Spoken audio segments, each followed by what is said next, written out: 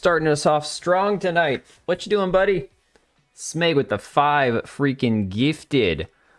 Oh my god, I feel like my camera moved. Did my camera move? I don't know, I'm having like a quartering moment. Oh my god, the amount of drama. Hang on. Let me even out my lighting in here. I'm so far behind, guys. I was hoping to be on like 20 minutes ago. And then getting my kids to actually go to bed is a nightmare. But Smeg with the 5 gifted. Thank you so much, my dude. Yeah, we're not going to be covering quartering drama tonight. Everyone needs a break. I personally, like, I've enjoyed it. It's been fun to cover. It's been fun to talk about. What's up, Lugia? But there's actually enough other gaming-related, entertainment-related news. And I'm not going to be streaming more than probably about 2 hours or so tonight. Maybe 2.5. We might go to midnight. We'll see. Streaming was kind of a last-minute afterthought. I was either going to try to stream or do a video.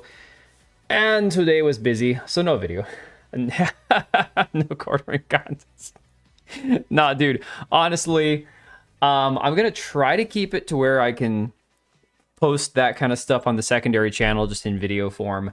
And, you know, if there's something like, I know Tim Pool is basically like sweeping for the quartering right now, apparently, which is crazy. It might come up here or there. It'll never end. Yeah, Smeg, exactly. We'll try to space it out more. Try to like not be as dogmatically, you know, chasing that sloppy drama content. It's fun, but once in a while you kind of need the detox from it, unplug. I mean, I was watching Kino Casino, listening to them ever since about 6 o'clock tonight up until 8:30. And yeah, it's never going to end because there's always something. There's always something with these people. Oh, dude, quartering is full DSP at this point. The only difference is he's not. So, okay. Let me say this, and then we'll move on to the mixtape stuff. The problem with the quartering, his entire personality, the entire issue he's got, he's one of these guys, and I think it's pretty clear. He never really had any popularity or success early in life. And I think he was probably rewarded for being like subpar by his parents. And so in his mind, he kind of figured, you know, let me use like the Office analogy. I've compared Jeremy to Michael Scott a few times, which I shouldn't do because I love Michael Scott. But the whole seeking validation and all that, Jeremy has been trying to seek validation and chasing, you know, affection and attention from women online for like 20 plus years. Which is why he always has, like, you know, semi-attractive or attractive co-hosts, females, women. And it's why he's always such a creep, right? It's why he acts so creepy, because he's trying to seek attention, validation, all that from these women. And so that has unfortunately led him to where he basically is more or less doing what the average simp does, where he hires these women to be his friends, his co-hosts, all this kind of crap. It's funny, I can't remember if it was Kino Casino talking about it or somebody else mentioning it, that if you have to pay women to come on your show because they would never in a million years talk to you otherwise, you're basically a simp. He does have that pattern? Yeah. Ascribing him to a fictional character is actually on point. Yes, but the difference is I like Michael Scott. I identify with Michael Scott in a few ways, but no, I made that meme of him as Michael Scott saying, you know, I gave up having a family for this job, and you know, YouTube is like, we never asked you to do that. You didn't have to do that. But yeah, he does have that pattern.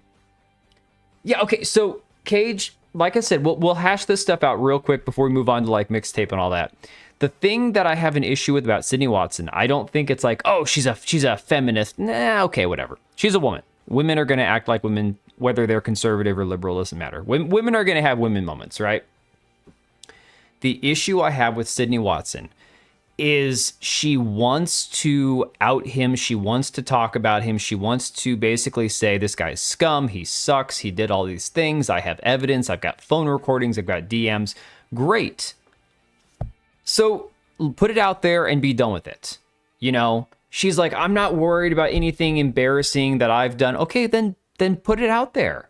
You know, I put it on Discord. No, my guy. I'm gonna double check. I threw it on Discord at 9:26, right there. I did let you know. Yeah, it's still a nothing burger if she doesn't provide receipts. Yeah, so it is what it is. Now, the Lauren Southern thing that just came out today that Brittany Venti talked about a month ago, and Lauren Southern confirmed in her statement today about how essentially, yeah, he told me at the AmFest that the reason he made a video attacking me, doing an AI thumbnail of me after I was allegedly assaulted by Andrew Tate as a pregnant woman with his baby, blah, blah, blah. When she confronted him, he said, well, you betrayed me. You said mean things about me in a group chat, right? Which goes in line with what he already said about Sydney Watson. Oh, these women said mean things about me. So he's already confirmed that himself. That doesn't need receipts because he's already said that thing exists. With Sydney Watson, it's a little bit different because she can say whatever she wants to at this point. But in reality, if she doesn't provide some form of evidence, then it's just hearsay. Right? It could just be a pissed off former coworker, former employee, whatever. So, I mean, that's kind of my thoughts on that. I don't really feel like talking about that too much tonight. Like I said, we're going to cover Mixtape because this is the gift that keeps on giving. This game, I tell you what, this game would have been a nothing burger.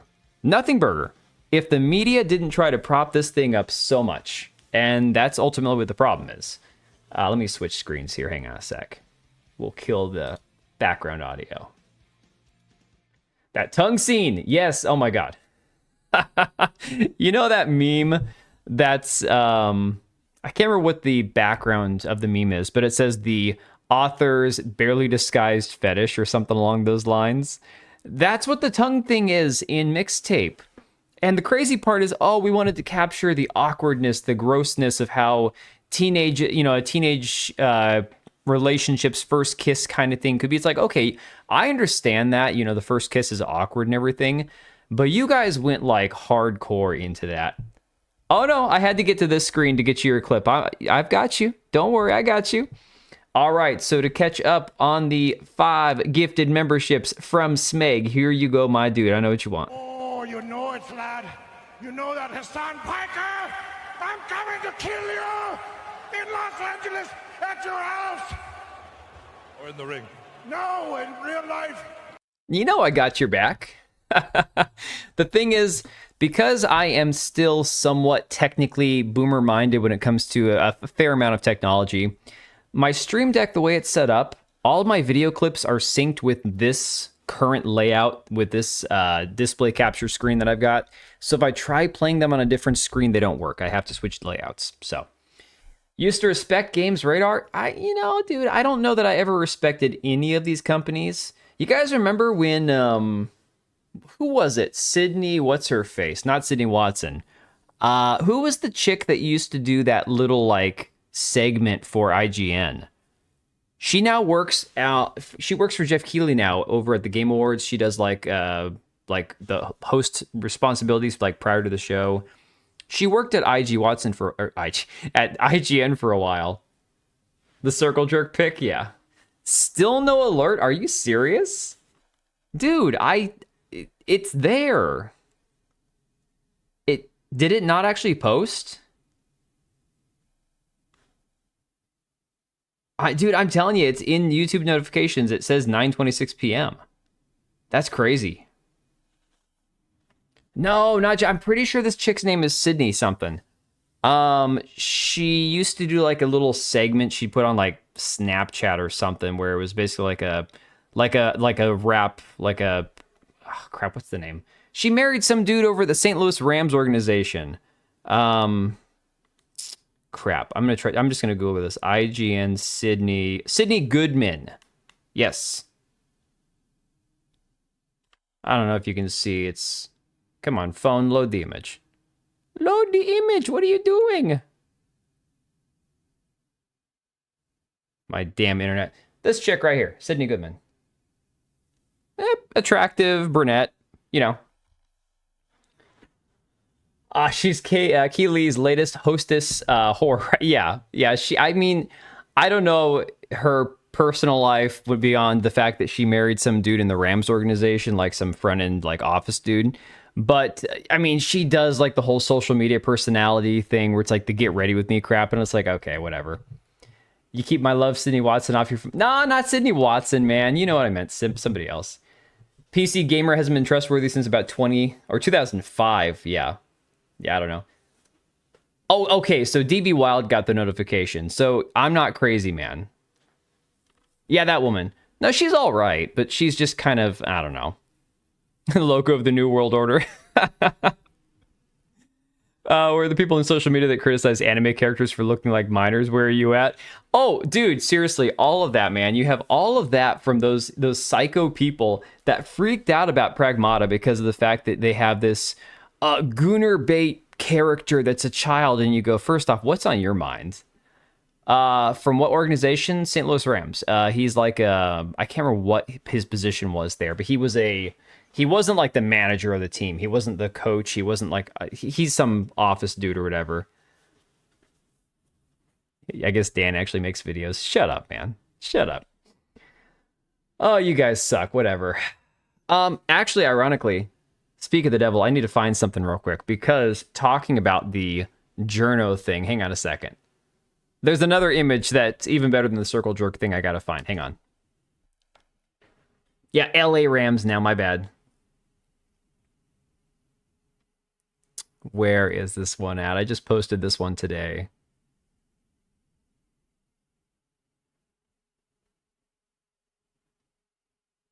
Oh, come on.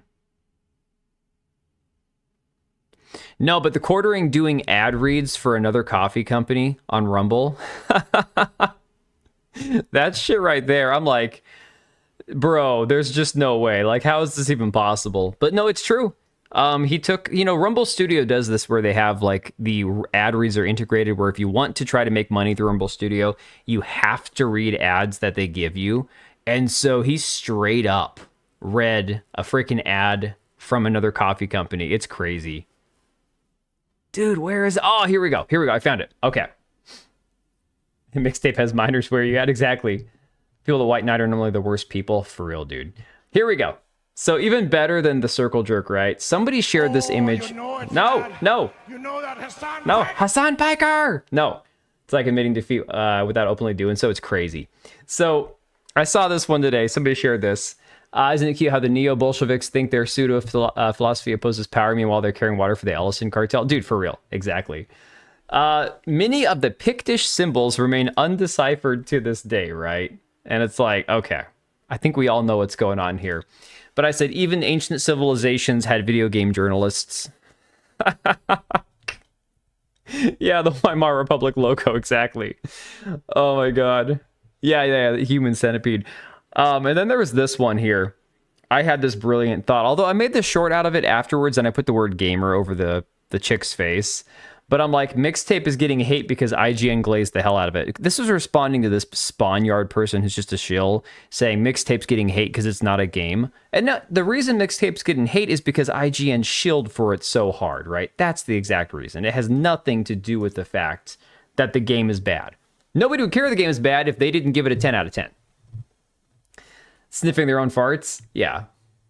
The medieval centipede. Pavlovsky's way of kicking Jeremy a bit since he's done nothing to legit get him kicked off Rumble. I mean, okay. You got to look at it this way. Chris has to know that Jeremy's bad for business, right? If they gave it a 6, I doubt it'd be much beyond current Ellison slop 4, really, yeah. What's wrong with that lady? A lot. She actually, the funny thing is, I had a banger tweet years ago where I shared an image of the gal zoomed in the background, and I'm like, yeah, we're all this lady, right? The chick in the video reacting to the, or like doing the whole dance to the pancakes, she now does OnlyFans. Not even kidding. She came back to social media. She came back to Twitter like a couple months ago and started posting these really cringe gym workout videos. Same chick. Cocaine? No, it's called narcissistic personality disorder. You know, it's this need to have everybody looking at her. I don't like kind of funny shows. Nobody likes kind of funny. They're not funny. They're like female comedians. They call themselves comedians, but they're not funny. Looked up Sam Hyde on an MS Point search, and I think he's slightly younger than me. I don't even know how young he is, dude. All I know is he's crazy. So, yeah, there's a surprise, right? All right, so I haven't actually listened to this. I genuinely despise Kind of Funny. Like, everybody there sucks ass. But I'm just going to play this for 48 seconds. We'll see how bad it is. Hey, Stray Cell. Up, and immediately, I'm just infatuated with it. Pretty soon, you won't be listening to music. You'll be listening to who you were. And that, I just got I have seen this. You set in, and that is the thesis statement of this video game. I can't say it's anything but a masterpiece. This, to me, is a 10 out of 10 on the Kind of Funny scale. This is a 10 out of 10. This is a masterpiece. This is a game that I don't know if there's ever been a game I've played that I'm like, I could recommend. Britney this Spears shirt, probably. There is a level of something there in the subject matter that I love this part isn't for me. Like, I'm not connecting with it on as deep of a level as you guys, and it might be era, it might be age, it might be like I did not grow up as a white kid in the 90s, right? Yeah. That said, I still. He's like, I'm 25 and black. I can't relate to this. Hey, Burnham. Oh my God. Yo, H Brown, what's up, buddy? 10 out of 10 on the Kind of Funny scale, aka the shit scale. This is a game. It exists. Yes, Angels. I'm not sure what kind of game it is, but it exists. Yeah, DB, it's kind of hard to hear around the balls, 25 and didn't live in the 90s. Guess what? I was born in 1986. I remember the 90s up until I was 13, 14 years old. Nothing about this game to me screams 90s, like at all, Can't believe these people that I used to watch. I don't blame anybody. I don't fault anybody, guys. It is what it is. Like, hey, I have a quartering coffee brand coffee coin, okay? I have no room to judge anybody at this point. I'm just quoting the black dude. Oh, okay. Oh, so you're right there with me. I got you. Game looks like something someone thought. Yes, so I remember Serrano on Twitter quote tweeted it and talked about how, thinking about it, this is a game made by millennials. No, how did he phrase it? Made by Gen X to try to show what millennials were like to Gen. Basically, it's marketed to the wrong people because they're trying to appeal to a generation that never existed, and the generations that did exist at that time. We look at it and go, nothing about this is relatable. Nothing about that actually speaks to me on any sort of level of anything I existed. Just know Daddy Ellison maneuvered those expensive song licenses out for his daughter, and it's the weirdest soundtrack, guys. I'm not gonna lie. Most of the music on the soundtrack, I don't even know. So when people say, oh, it's a millennial soundtrack, dude, 1999, I was listening still to maybe some like easy listening, soft rock, classic rock. I was listening to like 80s and 90s country. And at the time when I finally started to listen to my own music, the things that were popular at that time, I mean, hell, Matchbox 20 was popular, Goo Goo Dolls, like a lot of the alternative rock. Then you also had grunge. Then you had a lot of like rap artists. You had Blink 182. You had Sum 41, like all of that like crossover music that crossed from the 90s into the 2000s and had like none of the music on the soundtrack is anything. I don't even, is it Portishead or Portishead? I would say Portishead, but I don't even know about that one, dude. Stranger Things Goy Slop visual novel, yeah. We skaters wore JNCOs, not skinny jeans. I wasn't a skater. That's the thing. But yes, LD did make a great point about that. He did. I told you he liked one of my tweets. I'm like, oh, he's gonna make a video about this. He's cooking. May have been made by Aussies, but it does not even come close to how we grew up. Oh no, for sure. It's marketed to like Gen Z US, but the problem is Gen Z doesn't want anything. Gen Z wants nothing to do with that, man. So the word for most minimal interaction in the interactive movie disguised as game goes to mixtape. Yeah. Portishead. Okay.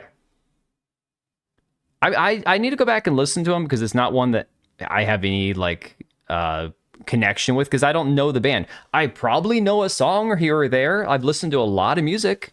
My musical taste is very eclectic. The only thing I don't listen to is modern like rap and any of that like what is it, R&B shit from the 90s and 2000s, like the Destiny's Child garbage?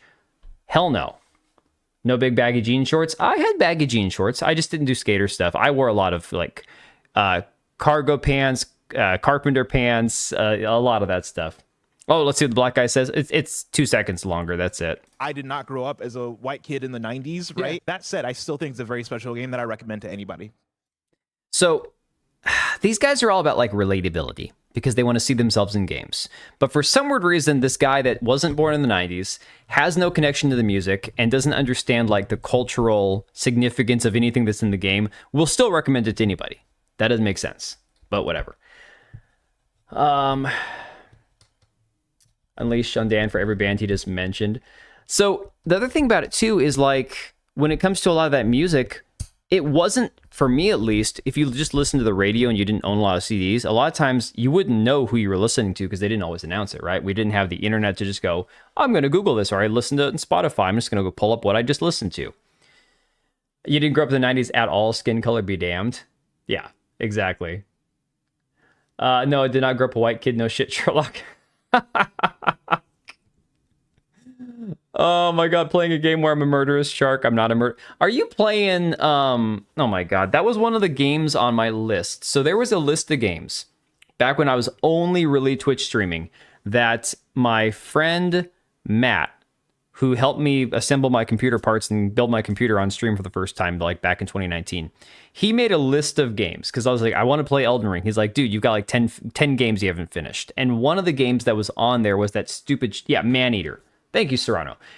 I genuinely enjoyed the game for what it was, but I finished it. And I'm like, yeah, I would never touch it again. Not my thing. It was fun, but it was like I was forcing myself to play it because I was trying to get all these games done one after the other before Elden Ring came out. But yeah, Maneater was like, it's all right. It's cool. Whatever. Listen mostly to hip hop. Friends of every color didn't dress or talk like that. Yeah. None of this music's anything I listen to. Well, and the thing is, it's not like there weren't plenty of options of music. It's just that it's such an obscure soundtrack. And I get it. They're not doing like Gloria Estefan, Phil Collins. The music in that, it's not the generic, easy listening, like filler background music, like movie music. They wanted to go like more of the rock aspect. That's cool. That's fine. Whatever. But they even got that wrong. I don't know. The MC of Mixtape doesn't behave like someone that age. Everything's off, right? So this person, Jordan, says, I think we're learning that learning that Mixtape appeals to adults having a midlife crisis. Wow, my brain's fried. Yeah, but I think that's what it is. A lot of the adults who are having like their midlife crisis where they're like, oh, I want to go back and live in my teenage years. Things were so much better back then. Now look, 90s were great, but I don't want to be a teenager again, you know? Sir Damned saying, kinda corporate games drops yet another video game hot take. Mixtape is a masterpiece. Dragon Age the Veilguard is a great video game. Oh my god. Look at this panel of soy cucks. Oh my god. Is that Paris? Is that the Xbox shill Paris? Holy shit. And that's Andy Garcia. What's his last name? This guy's a nasty son of a bitch over here on the end. You can't see him because I'm in the way. Number 9. Dragon Age the Veilguard. Wow. Timothy, Hit me. Dragon Age The Veilguard is a great video game. Look at Greg Miller just gobbling that up. Holy crap. One of the best tracks on their first album. Oh, you looked up one of the songs and you're more pissed off now? Yeah. Panel full of shills. Yeah. It's so bad. Smell the soy coming off that picture.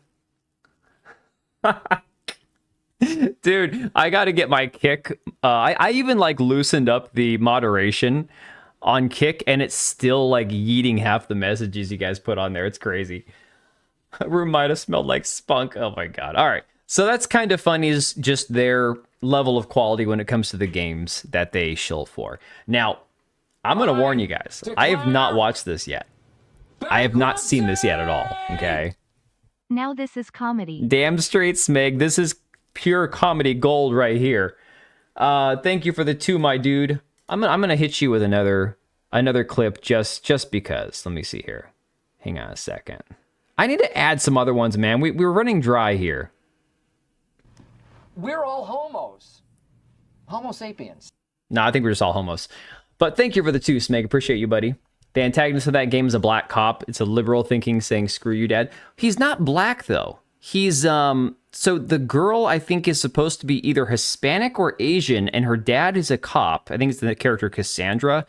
And the cop looks Asian, but she looks Hispanic. I'm so confused. I have no idea, like, what's going on in that game. But of course, Khalif Adams here apparently has thoughts about Mixtape. Now, she's Asian? Okay. Khalif Adams, if you don't know, he's one of these guys. He has no like YouTube viewers. He has no audience. He has no actual genuine followers. He is just a shill. Hey, Empress, good morning. So Khalif Adams, he says all the right things, believes all the right things, espouses the right politics, and basically he gets a bunch of free shit. I went back about a year ago and tried to find a bunch of posts. I'm pretty sure he deleted them. This man has a controller collection. I mean, when I say collection, I don't mean like he has like 3 or 4. I mean, he's got like, he could fill a wall with controllers that he's gotten for free, right? This dude will say whatever he has to do to get free shit, okay? Yeah, so this here being Queef Adams, Teddy Bear Adams, Sugar Bear, I can't remember what they all, he's got a lot of names. I like to call him Queef Adams. Khalif, give me free stuff, Adams. Yeah, y'all know. Y'all know this guy. So apparently, what did I miss? Not much. We are just going over Mixtape. We are just talking about some of the shill responses to the backlash on Mixtape here. You did not miss much at all. So we're going to play Khalif Adams, who has some thoughts on Mixtape, saying is Mixtape a TGA contender? Oh my. Oh, I hate Mighty. Dude, Mighty Keef, I hate his, like, okay. They both have me blocked. I'm blocked by both Khalif Adams and Mighty Keef. Although, guys, I want to say, I think Paul Tassi is going to come back to us. I think Paul Tassi is going to embrace his inner chud at some point. Why does he look like this? I think you know why. Ironically, you know the best part, guys? The absolute best part about Khalif Adams? He's like the whole Black Lives Matter. No. Well, I mean, he might on the side. He's married to a woman. He's married to a white woman. Despite the fact that he's basically all of that, you know, racial injustice dialogue that you're used to hearing from these kind of guys, the dude is married to a white woman. I find it very funny. I find it very funny. It's like, huh, okay. Interesting. So, this is about 3.5 minutes long. We're going to have to suffer through this together, unfortunately. Bright red headphones? No, man, those aren't red. Those are, it might look red on my stream. Those are bright pink. All right, no worries, man. Part of this whole thing, of all the tin hat, aluminum foil crowned people, bright ass pink, was, you know, the PR who was working on this project sent out some influencer kits. That to is some a people, fat man. And it comprised of some stickers, a koosh ball, a little finger skateboard deck, and 2 other items, right? It had a CD in it and 2 other items. One was a pair of headphones, and one was a CD player, right? A portable CD player. The the internet theorists and conspiracy theorists were like, oh my God, this indie studio and this indie game had so much money because they were run by, you know, Larry Ellison's daughter, that they could afford all these expensive influencer kits that got sent out to these people, and all of these people didn't disclose that it was bought and paid for, because all of these people are shills, and they probably gave it good marks because we... Now, keep in mind, this is a dude who's used to getting free shit. Like I told you, actually, I need to pull it up afterwards. Old Man Grimm has a post of just compilations of the free shit this man has gotten. Now, look, I've gotten some free stuff. I had to do a review of this controller, like the first year that my YouTube channel started doing well. Baitong or whatever that Chinese company is, they sent me a couple controllers. Maono, that does microphones and stuff, they're not great quality. They sent me a microphone and this device here, which, to be fair, I don't even think they actually ever started selling. I don't think the software for it ever works. This is one of those like audio volume controller things, right? But the software is such garbage that it just never even worked. Like, I mean, the thing doesn't do what it's supposed to do. It's cheap Chinese stuff. Yeah, I got those things for free on the condition that I was going to do like a review of them or whatever. And that's like, okay, whatever. But this man, when I say free shit, I mean like this dude has gotten a lot of free shit. Okay. Don't mind them getting free stuff, but they have to fully disclose that for transparency. Yeah. I wish I could get free Veilguard stuff. Oh my God, man. We know how the industry works and how things go. When you give people money, when you give people product, it automatically changes their potential ideas and opinions on stuff. I saw that and I immediately laughed because one, it's really silly and it's stupid. The man who gets free shit every time he talks about things in a positive light or talks about them positively after getting free shit thinks it's silly. You can tell by my light-ish red armor. Donut. In denial, he's wearing pink. Right? Oh my God, Angels. Thanks for the $4.99. I appreciate you, man. No, that's just crazy. I'm like, the man who's basically made a career out of, I say, the politically correct, positive thing about everything. Now, again, man has no motion, and I hate using that term because it's like a Nick Fuentes thing, but the whole, like, the man has no actual traction on social media, on YouTube. Nobody watches his shit. But the man gets free stuff because he says positive things. Yo, 550 jewels. Appreciate you, Stray Cell. Yeah, those jewel things. I had a free one to use at one point on somebody else's channel. I don't know if that's a YouTube thing or if it's like an Android thing, but appreciate you either way. It's a newer thing that they've introduced. But hey, appreciate you, man. I can't stay hydrated though because my tea's all gone. Let me see here. Dude didn't even pay for this. Played the Game Pass version. I mean, for real. Okay. Paris timed me out on a show like I like because I said F. Greg Miller and Ryan McCaffrey. Is even as an Xbox guy, I thought that was petty. Paris is no better than Khalif Adams. Can I be honest? It's mobile in general. 1 jewels, 1 cent. Okay, cool. I didn't know that. I've seen them, but I didn't know that.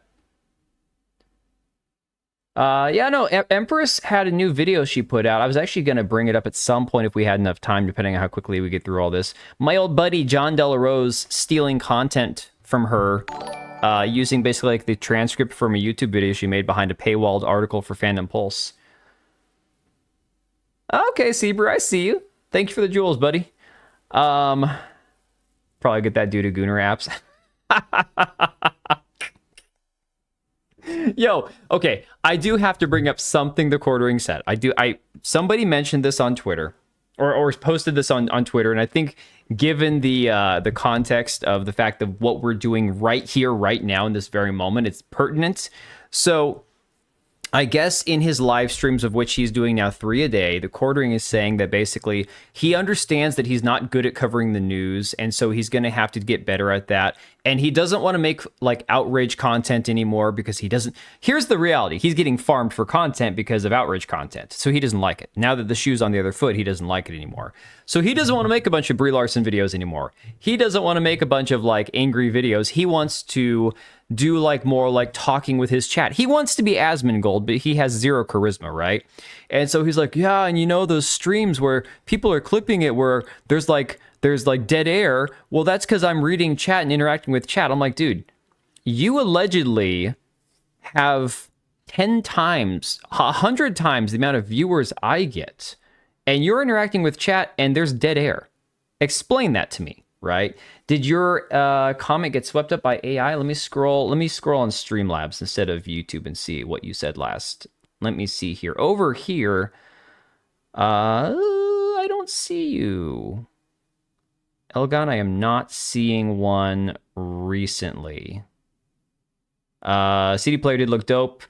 If not for the damn Mixtape branding, I saw that one. Absolutely not. I like to be liked. Yo, Seabrew, thanks for becoming a member, buddy. Appreciate you, man. I have to be liked. Yeah, hate content is exactly what made him famous. Yeah, exactly. Hey, Seabrew, again, thank you, buddy. Appreciate you, man. I bashed Ryan McCaffrey. I didn't see that one. Yeah. Maybe he'll look into also Leon did a great job covering it. JDA is a piece of shit, guys. And, I mean, look, he is what he is. The thing is about JDA, for anybody who doesn't know, I interact with chat. Shut up, man. Oh, my God. You liked it 3 times? If you liked it 3 times, hang on. I always joke about hit like twice. I'm like, if you hit like twice, it's going to unlike it, right? Hambly's success relies on the ignorance of his neo-boomer audience. Yeah. IO, it seems likely. Doesn't JDA write 20-page books? Well, I was looking at it because I'm still somehow signed up on his mailer for like his Kickstarters and stuff. And the animation, not animation, the art in his actual like graphic novels is terrible. It's bad. It's really bad. Better at reading than Leon. I am better at reacting or talking to my chat than 90% of streamers out there. Now, granted, I have a lot less live viewers because most of what I do is videos. I accept that for some people, like look at what's his face, Philip Chan. He gets like 100+ viewers a stream. That's without a raid, right? That's just his chat. He's set up his channel to where he is good at that, and he gets a lot of viewers. Leon does a lot of live streams, right? But my videos do a lot better than theirs, and that's not a flex. It's because my channel is more video first than live streams, and theirs are much more live stream reaction and then video. It's just the way that you've kind of set up things to, that's just how it works, right? That we all accept that that's just the way it is. If I only did live streams and people realized that they couldn't, comment on videos, watch videos, maybe I'd have more live viewers. I don't care. It is what it is. It's whatever. He should repackage his channel and make it about plumbing and copper pipes. Oh my God. Also the algorithm. Well, yeah, the algorithm basically is going to show your audience whatever it is that you do on a regular basis, right? Anyone that opposes JDA is anti-Christian. Oh, dude, get out of here. Get out of here, man. Phil talks to his chat a lot, but he misses a lot too. But he's got a lot. There's not that special someone who cries about not being seen. Dude, no. Phil, like I said, when you've got 100+ viewers, if 40 of them are chatting, I think it's reasonable that you're not going to read every single chat. I think that's reasonable. There are people. Philip's bitch ass spammed me this morning. Oh, I don't want to know what happened, man. What did you say in his chat? You're upset with him? Oh my God. Well, I'm not on a first name basis with Philip. So I can't really intervene for you, buddy. I'm sorry. DSP Phil. No, Philip Chan. I think it goes by Project Egg Roll. I don't think I could do live chat. It's not for everybody. It is what it is. All right, let's finish Khalif Adams here. Oh, you're talking about DSP. No, Philip Chan. No, I can't imagine Philip Chan would ban anybody. 2, because it tells me that none of the people who are spouting this nonsense understand how to Google. Now, mind you, why is this skipping? Is this my internet or is this freaking Twitter? Let me go back a bit. This is stuttering really bad. You're gonna go in his chat and call him DSP from now on. Real mind would not need to proclaim it every day to reinforce his own delusion. I mean, dude, DSP is soft, man. Dude's catching his breath while speaking. That's like freaking Jeremy, man. The people who are spouting this nonsense understand how to I think it's just Google. the video. It's skipping. Now, mind you, okay, it took me about his recording 10 minutes to look at some of the videos of the ones that were received, or the package that were received by some of these influencers, to Google search and reverse. That's really bad. No, see, it's on my end. It's buffering. What were these products and how much did they cost? Why is my internet buffering? Oh my God. One of these days, one of these years, one of these lifetimes, universe telling you not to watch this guy. Could be Streamlabs. I don't know what you're talking about, man. I have no idea what you're talking about. I don't use Streamlabs. What? Google search and reverse image search. What were these products? My channel's and how under much did they attack. cost? Now, mind you, I've been in this Been industry wonky for everyone years. streaming lately. Great. Twitter's always a shit show, man. It is always a shit show. I have my own price for what I ask for speaking engagements and for hosting events and all of those things. Man just said the quiet part Now, out keep that loud. in the back of your mind, because these influencer packs had a couple of items in them. Let's look at them really quickly. So the first one is the Porta Pro Limited Edition Rhythm Beige on-ear headphones. These are wired headphones, right? These are some of the ones that were included in the box. They were in the influencer box. I don't know if his. I think his much it wife is says actually on kind of there? heavy It set, if says I remember correctly. $59.99. Just told on himself, Right? yeah. Okay. The second item was the Cytrin R300 portable Bluetooth CD Does he player. think he's making the point that he thinks he's Price making on here? that MSRP is $99. So in total, if we are going to talk about the idea that you can buy someone's opinion for less than $200. Not less than, you fucking retard. Not less than. Okay. These people probably also received a free copy of the game. The game is retailed at $20. Now you're up to, what is that, $180? Plus all the other little knickknacks in there. It's over $200, you fat fart. Oh my God.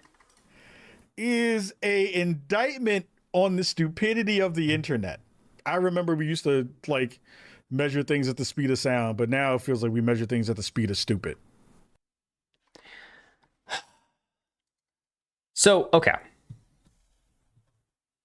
Not even getting to them getting flown out for coverage. Well, for this game, I don't think anybody got flown out anywhere. But you're talking about, okay, so think about it this way. He's devaluing, so his price is more than $200 is what he's saying. His price, you got to go more like $500, right? So he's like, you really got to wine and dine my ass if you want to go in there without any lube, right? If you want to go in there without a condom, you got to give me more than that. So this man thinks that some random YouTuber isn't going to be wowed by getting $200+ worth of stuff and a free copy of a game to which they might be more likely to give a positive review for it, right? I squeezed out a few of those too, man. Should have time in the arcade. The mall main character was unlikable, manipulative, narcissistic, self-centered, right? And didn't have to change. There was no redemption, right? Just like how Xbox gave away free consoles to journalists at E3. Yeah. Yeah, the speed is stupid. I bet he's real proud of that one. Yeah, real smart, right? He made himself sound real smart there. The resale value of that gift box is more than $200. Free copy of a slideshow. But it doesn't matter how bad the game is. I get it. It's barely a game. Calling it a game. Look, guys, I had a tweet that got like 800,000 impressions where somebody was like, oh, I platinum Mixtape. And I'm like, how do you platinum a film? Or how do you platinum a movie? It was that simple. I quote tweeted the guy and said, how do you platinum a movie? Well, ironically, I'm kind of serious about that because it's basically a barely interactive film. And not a good one at that. So it's crazy to me that this guy would come out and just straight up say, I can be bought, but not for $200. Right? Shameless grifting. Honestly, this just proves we will never ever trust these people. Thanks for making our point, Mighty Queef. No, that wasn't Mighty Queef. That was Queef Adams. Mighty Queef is the other guy. He does like videos like TikTok, Stitch style videos where he's talking to himself and doing... None of these, I mean, dude, they're all the same. The Black Hokage, the Black Viking, anybody who puts the word black, no offense, New Blackstreet, but most of the other people that put the word black in their name, it's like their entire identity online is being black. But thank you for the 5, Smeg. You're going to get what you want. Oh, you know it, lad. You know that Hassan Piker? I'm coming to kill you in Los Angeles at your house. Or in the ring. No, in real life. No, in real life. By saying I can be bought means he has been bought. The price was paid before. Dude, there's 2 Caliphs. Yeah, there's 2. Sorry, not Caliphs. It's Mighty Keef, whatever a hell a Keef is, and Khalif joke. Adams. Insert the all. I mean, at least with a lot of different black men, you can tell the difference between them. With Asians, I think it gets a lot harder. I didn't say that. If anybody says I said that, I'll deny it. Guess I chose the right name then. Yeah. Mighty Queef is the other one. Mighty Keef. Dude, no, like I was saying earlier, I wish Paul Tassi would unblock me because I think Paul Tassi, I'm ready for his inner chud to come out. I feel like Paul Tassi, he's so close. He's so close to coming back down to like at least more of like a moderate gamer bro perspective. You know, I'm hoping. Maybe then he'll unblock me on Twitter. I don't know. Black Viking's a legit dude. He has a reason for his name. I'm sorry, Cage. Maybe he does, and in that case, no shame. But I kind of get tired of. I'm a black. Okay, tall. You guys ever seen the one on Twitter? The tall black nerd, another man with no motion. No followers, no viewers on his YouTube shit, but all he does is get up there and talk about the same shit that Mighty Keef and Khalif Adams and all these other dudes talk about. I know Paul Tassi's dull, but it would it would be so incredible because he's one of the quote unquote respected journalists, right? It'd be so cool if he actually would be like, just come to this side, man, you know? He actually seems to enjoy the games. Others can't say that. Yes, H. Brown, that's my point. He's actually, he might have terrible opinions from time to time, but he actually seems like somebody who enjoys games. I'm Asian and I agree. Black and Viking ain't like that. That's fair enough. Fair enough. But again, you get used to just seeing the same thing over and over again. So my bad on that one. That's just a assumption on my part. Imagine every game being an interactive movie, then a real game comes out and they like get mad. I can see that, dude. Well, we're going to get into that too because there's more of the shills for this game that we got to talk about. One of them being Gene Park here. I want to drop little successful lessons I learned through content and why certain things work. My mixtape review did better than expected despite being a day late covering a small game. And this here is his article. Where is it at? Here we go. It's like living a John Hughes movie and shows the limits of nostalgia. It's an interactive love letter to adolescence. It's easy to recommend to almost anyone. It's also a reminder of games' current limits. 3 out of 4 stars. Okay.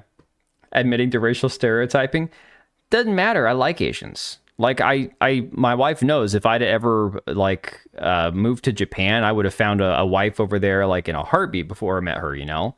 Ironically, my wife is white and she always knew it's like I had a type, right? So I mean, my first serious girlfriend, if you could say, it only lasted like 3 months. It was long distance. She was Korean. She was nuts, psycho chick, like crazy psycho. But yeah. Breakfast Club and such is pretty gay, but it's far better than this. Dude, if you say like, you know, like John Hughes, I'm thinking like 16 Candles or that kind of stuff, man. Oh, I was wondering about that, Joe Darkness, because you are over in Japan, aren't you? Small game with 20 plus licensed songs. Yeah, the math ain't mathing on that one, is it? Math ain't mathing. Hey, QC Jerks, I didn't see you sneak in here. How you doing, bud?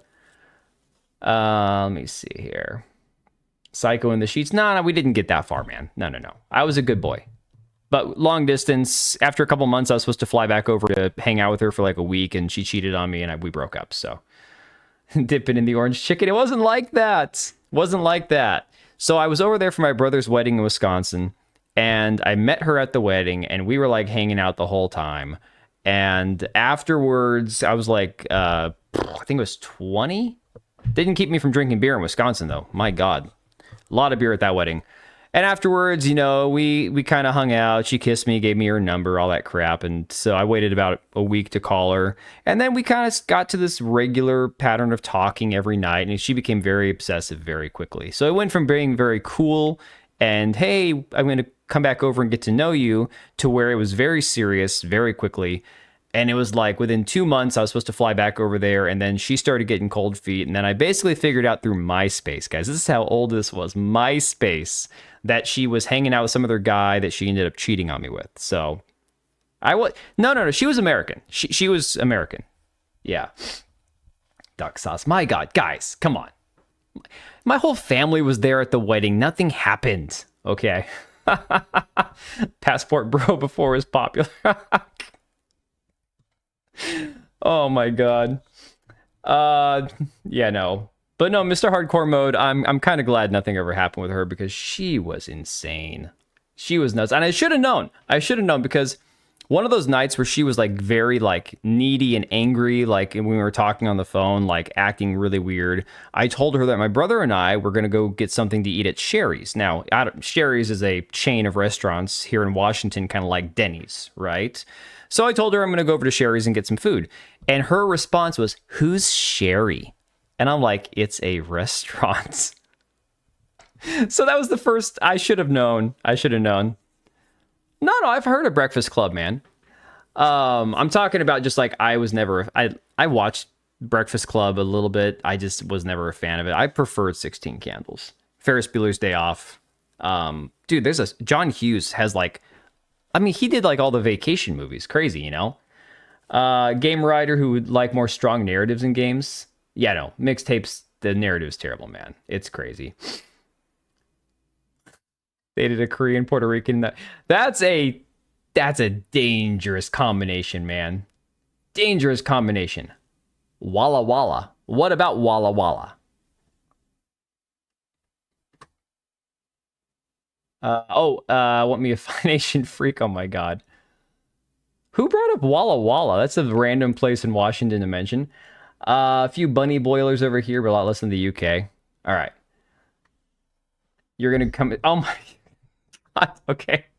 We're going to move on. All right. So, furthermore, it's lame, but Emilio Estevez is the shit. You're right. Dean Takahashi. Now, Dean Takahashi, where are we at here? Dean, I thought I had the one from Dean Takahashi.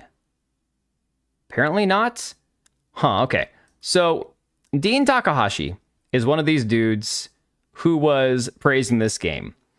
For anybody who's forgotten, Dean Takahashi was the dude, yes, the guy who couldn't get past the tutorial on Cuphead, famously.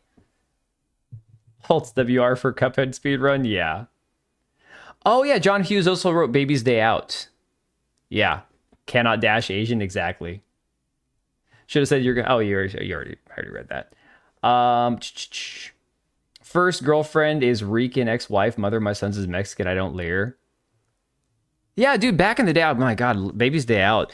I don't know how well that movie aged. I watched it when I was like 10 it would have been when I came out, but great movie, man. Amazing movie. Surprised Jeff Keighley protected this game? No, man, Jeff Keighley has infinitely terrible taste. We know this. Jeff Keighley has no limits.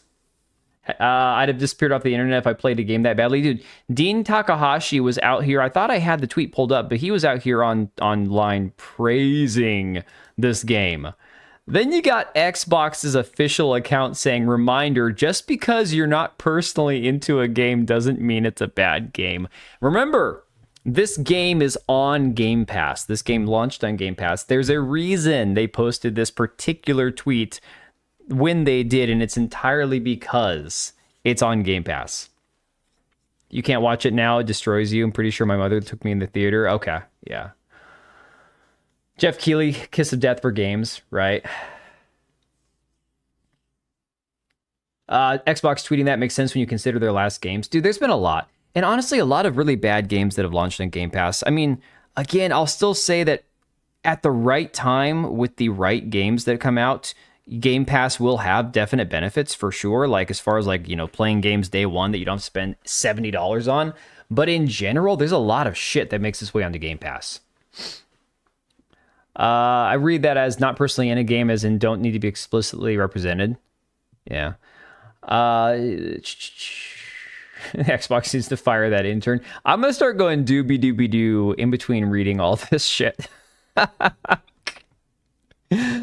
Shillup also likes the game. No, what's his face? Luke Stevens and Skillup and who else? God, there were a lot of I would say moderate, the lukewarm shill kind of YouTubers who do tend to have more of the more, I'd say, maybe shillish opinions, but still try to be, seem true to themselves, even if it's a facade.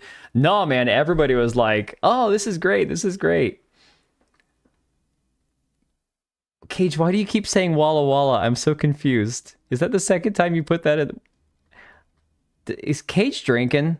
Of course Cage is drinking. What am I thinking? Hey, Mari. Ties with Tim Pool for fence sitting. Oh my god, that's what I was saying earlier. Tim Pool apparently is sweeping for the quartering now. It's the craziest thing. Apparently they're trying to say it's a nothing burger and stuff. Oh my god. Luke's one of those guys who seems normal until it's readily apparent he's retarded. Yeah. I think that's what it is. Wallah means I swear to God in Arabic. Oh, that's interesting. Huh. Luke Steve Cage, I need you to explain why you keep putting Walla Walla in the chat. I don't know if you're behind or what, but I need to know. I need to know what you're smoking or drinking tonight. Luke Stevens defended Star Wars Outlaws. Oof, I didn't know that. That's bad.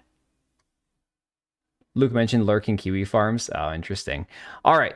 So, moving on. Eurogamer says, is Washington that invaded? No. There's a town called Walla Walla, but it's not spelled with an H on the end. It's just Walla Walla.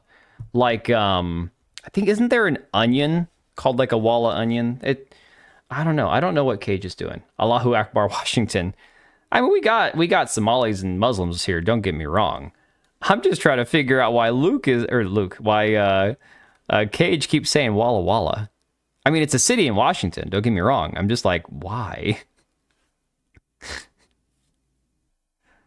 Let me see how far away is. I don't even know where the hell Walla Walla is, to be honest. Oh, that's like way like. Oh my God, that's like Eastern Washington. Yeah, it's like not far from Spokane. So it's different from Waka Waka from I don't even know what that is. Yo, Geekazu. What's up, bud? Hey, the people. Yeah, bottom south corner of Washington. Thank you. That's where you got to go. Never tried to understand Cage's mind. Probably, Mari, I would imagine it's something Native American, South Central. Yeah. It's over, like, if you ever want to do, like, Mari, I think we talked about this before, about how, like, Japan has a lot of, like, those natural hot springs, like the mineral springs and stuff. In Washington, we have some of those, but when I looked into where they were located, a lot of them are, like, a 3 or 4 hour drive. That area of Washington, I think, is where a lot of them are. So, waka waka. All right, Eurogamer says Mixtape is earnest, cringe, and totally misunderstood. Man, speaking of which, my back could definitely go for like some hot spring or something right now. Yeah, the onsens, yeah. Onsen, however you pronounce it. But no, my back has been so messed up lately. I've been having back spasms every morning. Yeah, unfortunately, getting over there is going to be not anytime soon. Okay, so Eurogamer says Mixtape is earnest, cringe, and totally misunderstood. In other words, this is the perfect teen video game. Oh yeah, hot springs look cool. I just said I've never been to one, you know? Then I watched, what was that movie with Pierce Brosnan that came out at the same time as Armageddon? Was it just called Volcano? The beginning of the movie, the couple gets cooked to death in like the hot spring, and it's like, ooh, there's a time for a waifu to step on back. I mean, dude, I don't think that would help. I've got a herniated disc. That would probably make it worse. So, in Mixtape or Real, the IPD setting on a VR helping with the max setting for eye distance from nose. Oh, Dante's Peak. Okay, that's right. Volcano. So Armageddon and Deep Impact came out at the same time. And then Volcano and Dante's Peak came out. Volcano was better. Dante's Peak was terrible. Volcano is the one that had Tommy Lee Jones. And that one was good. Yeah, Dante's Peak. I didn't like Dante's Peak. I probably like it better now, but kind of like when Armageddon and Deep Impact came out. Armageddon was like Bruce Willis, Liv Tyler. All right, Deep Impact was, who was even in Deep Impact? I remember Morgan Freeman was the president. Perfect teen video game. Only unks like it. Barely a video game. Incredible. Well, I want to know, do they really think that Gen Z wants to play this game? Trust me. I've been online talking about this game a lot the past week. Gen Z hates this. Gen Z, Gen X, everybody else is like, this is millennial slop. And all the millennials are like, I don't want this. Yes, Deep Impact gave us our first and only black president. Exactly. The Core. I don't think I watched that one. Perfect scene video game. We absolutely see this as millennial. Yeah, and Serrano, I understand that. I understand the Gen Z desire to throw this on millennials because this is the right time area millennials would have been around. And then that millennial writing they talk about when it comes to like Hollywood and video games. This has that written all over it. The problem is most millennials hate it. Sphere was good. The Abyss was better. Hey, did you ever see the director's cut of The Abyss? Completely changes the movie.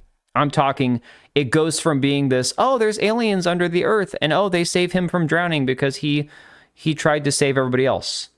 No, my God, dude, the movie is way deeper than that. The Abyss is incredible. When you see like the actual extended edition of the movie, so good. One of the greatest like movies of the generation. I did not see Event Horizon. I did see Sphere. I thought it was interesting. Okay, I'm not going to say anything then. Dude, if you enjoyed The Abyss, like for what it was back in the day, that had freaking Michael Biehn from Terminator in it, the crazy guy with the mustache, one of the Marines. Oh my God, dude. So the extended or whatever it is, No, I'm talking, it changes the entire like ending of the movie for you. Let me see here. Yeah, no one asked for this. That's the thing. Nobody wanted this game. It was like, I understand every generation wants to blame each other for all the cringe crap we have, but no, this is like that meme of that white fat woman saying, yeah, white men, I don't want you, I only date black men. And the black men are like, hey, sorry, but we're going to pass you on to the Mexicans. And the Mexicans are like, hey, we're going to decline, we're going to give you to the Asians. And it just goes on and on and on, right? Frodo guy in Deep Impact? Frodo guy. Oh yeah, wasn't Elijah Wood in Deep Impact? Event Horizon is Cthulhu horror in space. Oh my. Oh my. I need to check that out. It's Gen X, Dan. No one wore skinny jeans in the 90s. Thank you. So, I want to say the game is like a Gen Xer who didn't have any friends or remembered it wrong, tried to make a millennial game for Gen Z. That's what it feels like. Serrano summed it up pretty well in a tweet before. Basically, it's marketed to nobody. All right. Polygon saying, the most difficult challenge in Mixtape is its hero's attitude. Yes, Stacy Rockford is kind of a jerk, but the funny thing about this is the tweet basically says, you're not supposed to like her. It's okay. You know, basically, it's all right that she sucks. Tight black jeans were popular in the right clicks. I mean, I remember going into like the late 90s, early 2000s, we went from the high water straight leg jeans in like the early 90s to where everything in the early 2000s like clothing for me was peak. Okay, so I bought all my t-shirts, all my like graphic t-shirts at Target. I bought all my because at the time Target had the Mosimo, whatever the brand was for jeans.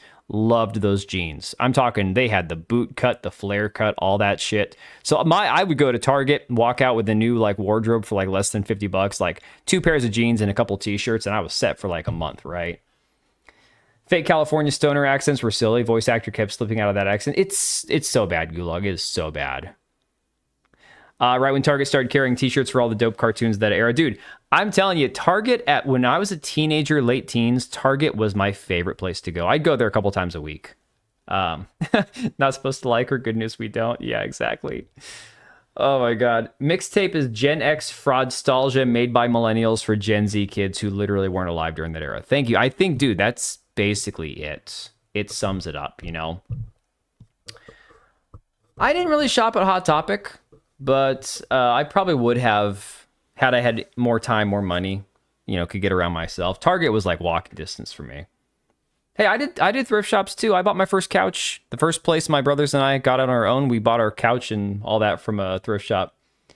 Never had a skateboard or blades. No, I don't like skateboarding. I never tried it. I tried it a couple times. Had a skateboard I never used. Roller skates, I had barely used them as a kid.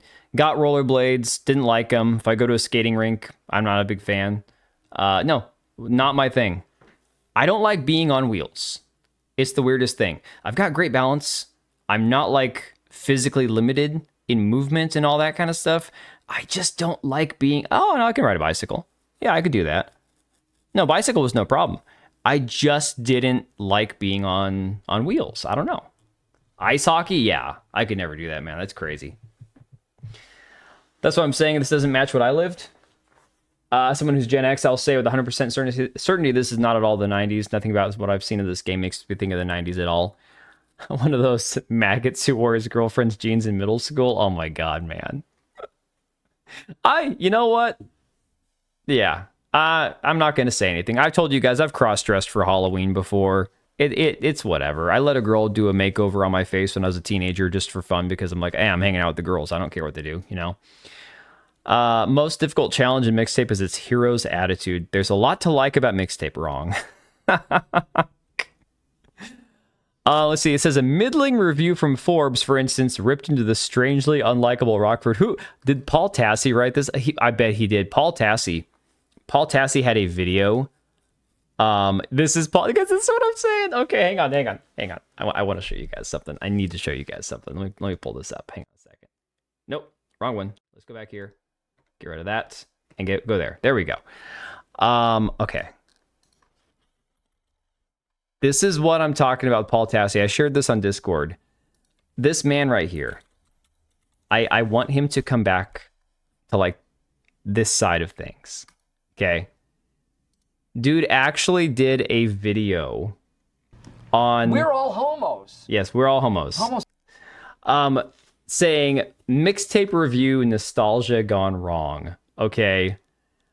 The craziest thing is anytime he's critical of Marathon, anytime he's critical of games that the journalists are all screaming that it's the best thing ever, and he's like, nah, not really, he doesn't get ratioed in his likes. So I honestly wonder who is watching Paul Tassie's videos, because it's not people that are like the blue-haired SJW leftist freak weirdos on Twitter who, like, you know, if you say something about the game that they love, they're going to lose their minds. But the gamer bro chuds, you know, the Gamergate guys, nobody likes him either. So who's actually watching his content? Oh, he is pretentious. No question there. It's not like I was wearing a dress. Yeah, fair enough. I had to wear a pair of my mom's jeans one day. One of my toddler nieces sat on my lap and peed on me at work, and so I was like, okay, well, I walked over to my mom's house. I'm like, I need to borrow a pair of jeans. What is my camera? It's good. My camera, it's actually not even an expensive one. I think I've got the box somewhere. No? Okay, I'll just pull up, I think it's called OBS bot. Has nothing, yeah, it's OBS bot, has nothing to do with OBS. It's not connected to like OBS or anything. But the one I have is the OBS Mini. I'll send it to you later on, the info on it. It's a decent, I didn't want to break the bank on a camera, but I wanted to upgrade beyond my digital camera I was using. Yeah, no, Marathon is down, way down. We're going to get into that in a minute once we get done with the mixtape stuff. Used to be in metal bands. Most of my jeans were girl jeans. Nice. That was a thing. I gotta say, I remember that was a thing at the time. I actually knew a guy who was a drummer in a band, and he wore girls' jeans. So then you got the gamer saying mixtape is coming under fire for not having gameplay, which just isn't true. Community noted, by the way. Multiple players have posted examples in which, while the game prompts for input, the player actually doesn't have to press a single button, and the segment keeps playing out regardless. Christina Tasty posted an example that was 2 minutes, 59 seconds long. Yeah. Tassie didn't make videos. I'm like, shut up, man. Paul Tassie's videos are very dry. Compared to mine, Paul Tassie's are... My channel is minimal effort, but really, Paul Tassie puts the least amount of effort into his videos as possible. I don't even think he actually edits anything, like clips anything out. Even the character design's way off. I don't know anyone who looked like those weirdos in the game. One of my best friends was a 90s gay, and even he didn't dress as girly as those guys. It's weird, man. The whole thing's weird. Then it became common on BMX because it's so convenient for BMX and bike riding. Oh, a group because the emo trend, yeah. I mean, Gulag, the thing is, girls can do that with guy stuff. That's been a thing for years. Like, look, my daughter, she has her softball uniform pants that she wears for softball games because it's part of her uniform. But she wears her brother's baseball pants when she goes to practice. As far as, like, comfort and all that, easier to just kind of get around and slide and everything else, she wears their baseball pants. But when it comes to, like, playing a softball game, she has to wear a uniform, so... The sequel of Lost Records of Bloom and Rage. My God, that game is ass. That game is so bad. Okay. This, of course, why do all these people, why do they all look like this? I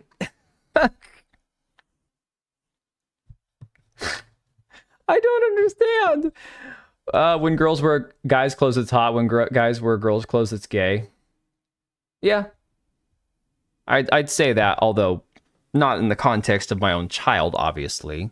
But no, I mean, yeah. So, for example, like when you're a teenage guy or if you're dating somebody and you loan, like, okay, my wife kept stealing when we were dating. She kept stealing all of my shirts, all of my hoodies, all that stuff, right? Mormon face.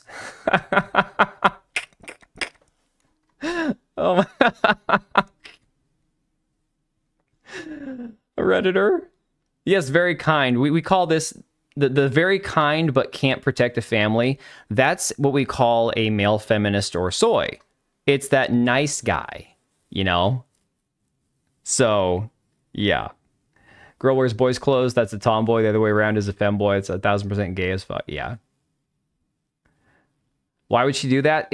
Girls do that. That's maybe it's just an American thing, but if you were dating or in a relationship with a girl in the US and you've got like hoodies, sweatshirts, that kind of stuff, or you know, comfortable shirts, they're gonna steal. That's just the way it is. That maybe it's just an American thing, but that's what happens. They're cute, harmless, but vicious when provoked. Yeah, QC jerks, exactly. Yeah, maybe it's an American thing. I don't know, but that's just something they do here. Fake nerd style. Yeah. Yeah, see, Stray Cell gets it, yeah. Are traps gay? Traps? You mean like trapezius traps? Like muscle trap? Like, what are we talking about? Girlfriends always gank my shirts sleeping? Yeah. Okay, Mixtape is at the center. This is PC Gamer. Oh, okay, see, bro. No worries, dude. Cute is debatable. What are we talking? Are we talking about that guy? Oh, yeah, I don't like chihuahuas. Not a fan. Steals all my old clothes and cuts midriffs on the shirts and girls them up. Loves the baggy look. Traps are trying to have sex with men. They're gay. What are we talking about? Well, Empress, we're not talking about literally stealing. We're talking about, you know, that possessive, you know, oh, that's mine now, right? Traps aren't... What? I'm so lost. I'm just going to keep moving on. All right. Mixtape is at the center of another tedious culture war discourse, and I think I know why. I want to know Harvey. Harvey! I've talked about Harvey before. Harvey is gender confused, in case you don't know. Here we go. So Mixtape, in case you've been wisely... Yeah, this man is gender confused. Go figure. Little egg profile, little egghead of his. In case you've been wisely keeping out of the loop, Mixtape released last week to a series of rave reviews. Yes. Didn't connect with me in the same way as other reviewers. Rather than a game simply being allowed to release and being somewhat divisive, however, Mixtape has found itself in the unenviable position of being wrapped up in another one of those tedious culture war things. Oh boy. Let me see here. Oh my god, they have to mention Israel. Oh, because Larry Ellison. Okay, I got you. All right. What doesn't make sense to me are the accusations that this evidence that Mixtape has somehow been astroturf for positive reviews. Speaking bluntly, I don't think the game developer making zero effort to hide the fact they've got a publisher in a game with a huge amount of expensive licensed music can be reasonably accused of any sort of duplicity. Sometimes coming-of-age stories come from expensive places. Nobody's saying it's too woke. I'm not seeing that. You could argue that woke people made the game because they don't clearly remember history, and that's more of like a Marxist thing, like retelling history through a different lens. Stacey Rockford is clearly bi-curious, no shit. Just look at her. Though her sexuality is never explicitly confirmed. Closest Mixtape comes to making a point on social media issues is Marina's relationship with her dad. Yes, exactly. I guess if you want to talk about like the Ellisons, because he's probably Jewish. I mean, I say that in all seriousness, but like, yeah, it's progressively woke. It's woke in the common sense of it's just slop, right?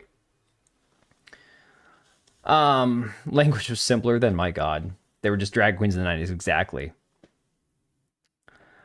I'm more interested in that Darkest Dungeon article there. Darkest Dungeon, which one was that? I didn't even see that one, man. It's inherently anti-natalist. Yeah. Well, Empress, the thing is, they just don't typically give them back. That's what happens.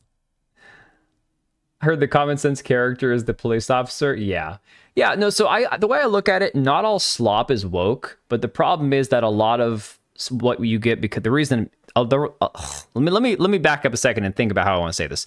The reason a lot of projects that could go either way end up being slop has to do with a certain mindset that does tend to cross over with things like DEI and wokeness and all that. So while the product itself, the end result might just be bad and it might just be slop and it might just be shitty writing and a terrible game or poorly done or whatever, a lot of what you'll end up happening prior to that is that the mindset that goes into it is what permeates. It's what creates this situation that inevitably it's where more slop comes from. Long and the short of it. It's all downstream from the woke BS. They got rid of all non-woke people. Yeah, that's kind of my point. It's just the amalgamation of all this laziness, this garbage mentality that just puts out terrible products, right? Has several women actually borrow my clothes, though, and never return them? Or never return them. It can be endearing. Well, the problem was one of my favorite hoodies my wife wore when she was pregnant. And my babies were big babies. That belly was like so far out, and she stretched out one of them, and it never went back, right? Conquer a design situation in a way. This designs are not necessarily woke, but they're a result of woke mentality. Exactly. Yes. Thank you for putting it more eloquently than apparently my tired brain can figure out, right? So, PC Gamer had that article, Mixtapes at the center of another tedious culture war discourse. I think I know why. And I just said because it sucks. I saved you the time reading it. And this person here, I don't know who she is. She's got a big following on Twitter, though. It looks like 5,000 people. So maybe not that big. Says, I think if it hadn't been propped up as a 10 out of 10 masterpiece, most people wouldn't care about an art house game that plays itself. And I agree. I agree. I'm like, that and marketing it as some sort of amazing indie title while being propped up by one of the richest families on the planet. Look, if the game came out and it was just whatever, and it was a little indie game that I came across, scrolled past, I wouldn't have thought twice about it. It's the fact that all these people are like, oh my God, it's a masterpiece. It made me cry. It tugged on my heartstrings. Why? You know? Chick I hooked up with my car. Their bras in the front seat. So I'll just leave it and come back for another day. Oh my God. Oh my God. That's not the same thing, man. But you were looking for a reason to tell that story. When normal slop happens, normal people try to improve their products. Woke ones tend to blame others. Again, Mari, the one who's fluent in like 5 languages, saying it better than I can in English. Some see it as heartwarming because the girl's showing all the other girls that she's proud to be with the guys she wears the clothing of. Yeah, I mean, I who knows? There's reasons for everything, right? Hey man, don't you dare think you can take him. Yeah, maybe it has a possessive thing. They wanted Mixtape to be the next E33. I don't understand how that's possible. Hey, Plix. Let me just, for example, let me pull up my Steam account real quick. Oh, no, it's not Steam. It's Game Pass. Yes, Xbox, right? So just replace the word steal with where is it all the time? Yeah, I mean, here's the thing. I don't think any guy gets offended by a girl wanting to wear his clothes. At least not in the US. You're supposed to look at it as endearing, right? That's how I look at it. I'm pretty sure I still have E33 installed.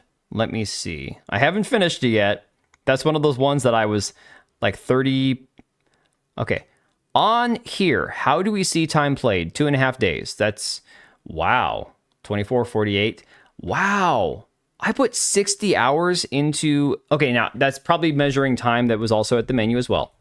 But if that's true, if I have 60 hours in Clair Obscur and haven't finished it yet, you can see I've only got 52% of the achievements on Game Pass here, right on Xbox. That's a game that I haven't even finished yet. And I've put roughly 50 hours, maybe close to 60 into, right? Yeah, for them to want it to be the next E33 for a 2.5 hour game that you don't have to do anything in, that's Dan versus English is no surprise. Shut up, man. English is Dan's like 8th language. Yeah. Except that Legendary Drop said this is not a culture war issue. Either he's being ignorant. Lugia, I love LD. Love LD. And I understand what he's doing. He doesn't want to make it a culture war issue because if he makes it a culture war issue, then he has to stand on one side or the other. And he benefits by not taking a side, despite the fact that most his audience is like Asmongold's audience. And he guys, by the sheer fact that he always talks positively about Asmongold's coverage of his content, he's already declared which side of the culture war he's on. But he just doesn't want to talk about it. Not about the length, it's about the message. Yeah, I guess. Swing and a miss there, though. Oh, no, Empress, I think you're taking it too literally. The whole borrowing clothing thing, it's supposed to be like... I don't know. Like, Legendary Drops. Stray Soul, Legendary Drops, YouTuber. Let me see here. The message is dead as a doornail. What? Hang on a second. Are we actually saying that Expedition 33 and Mixtape are trying to send the same message? I'm really confused, guys. I mean, I didn't play Mixtape, but I've seen some of the gameplay, and I don't see anything in common as far as like messaging goes. Am I misreading what you guys are trying to say? I'm really confused now. Bar and clothing is like sharing utensils. It's a form of bonding, not thievery. Oh yeah, no, John, Expedition 33 is great. It is a great game.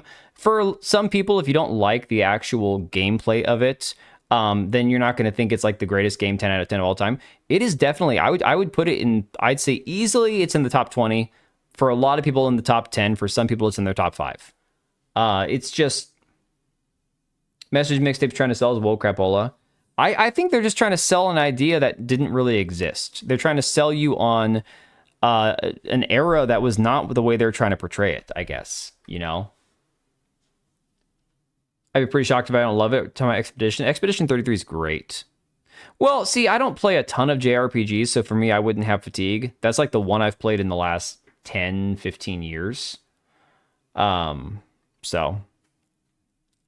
Oh, Niche Gamer, though, they said, we reviewed Mixtape. It's misguided and disjointed nostalgia. Game has anachronisms and feels like it was made by Redditors who didn't experience the 90s. They watched movies made in the 90s and even picked bad licensed tracks. I mean, that pretty much sums it up for me, you know? That's pretty much it.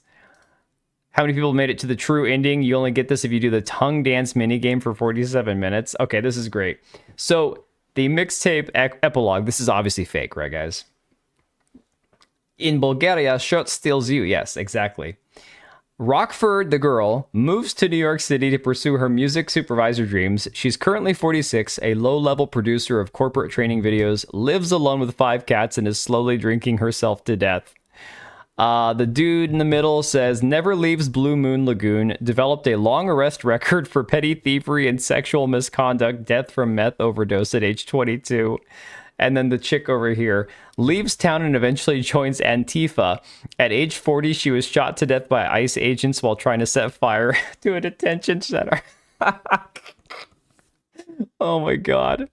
It's fake, Mari. This is fake. This didn't actually happen. It's just like a fake ending for the game. Oh my God. I declare bankruptcy!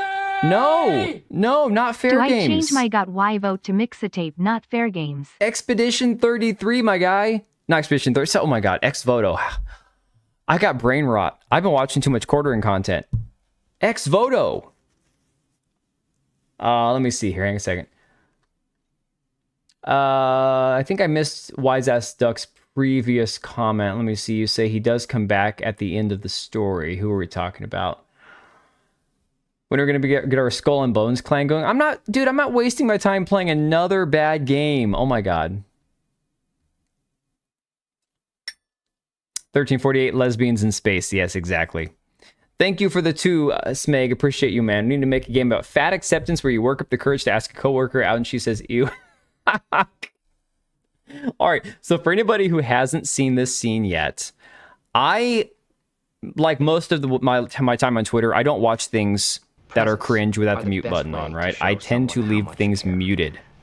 I don't want to watch cringe. Point to and say, "Hey man, I love you." I get too much cringe in my life, you know? I'm feeling that these indie games should not be trusted. The Mixtape game and Anita's Sarkeesian involvement. Modern gaming is cooked.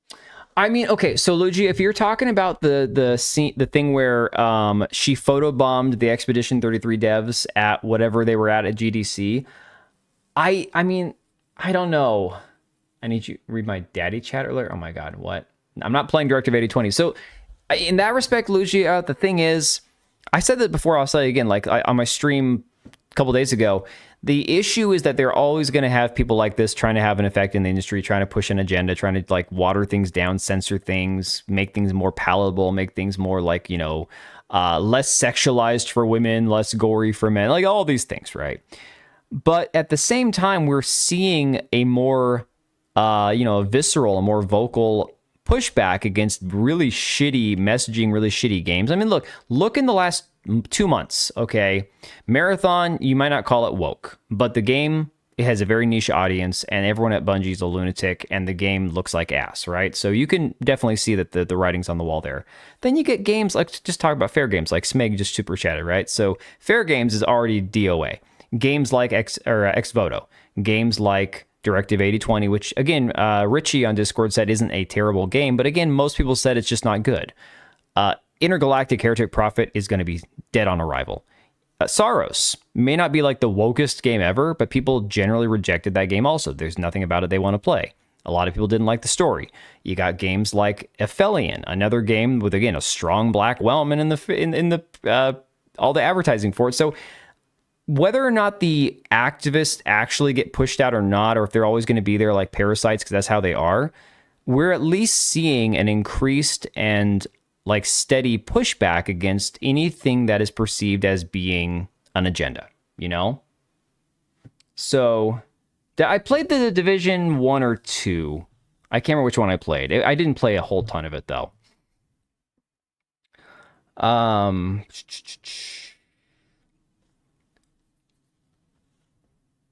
Concord number are we on now? Concord, it would have to be Marathon, and Marathon didn't go the way of Concord because Concord levels of failure, it's based on budget. Lies. You know? I revert my previous SC.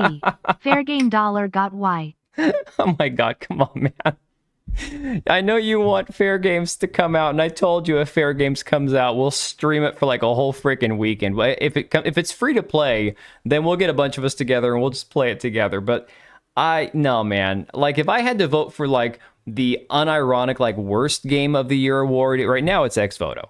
Like, without fail. Aphelion's so bad. I hated Reloaded, but that came out last year. No, Reloaded, it came out earlier this year. I played the demo last year.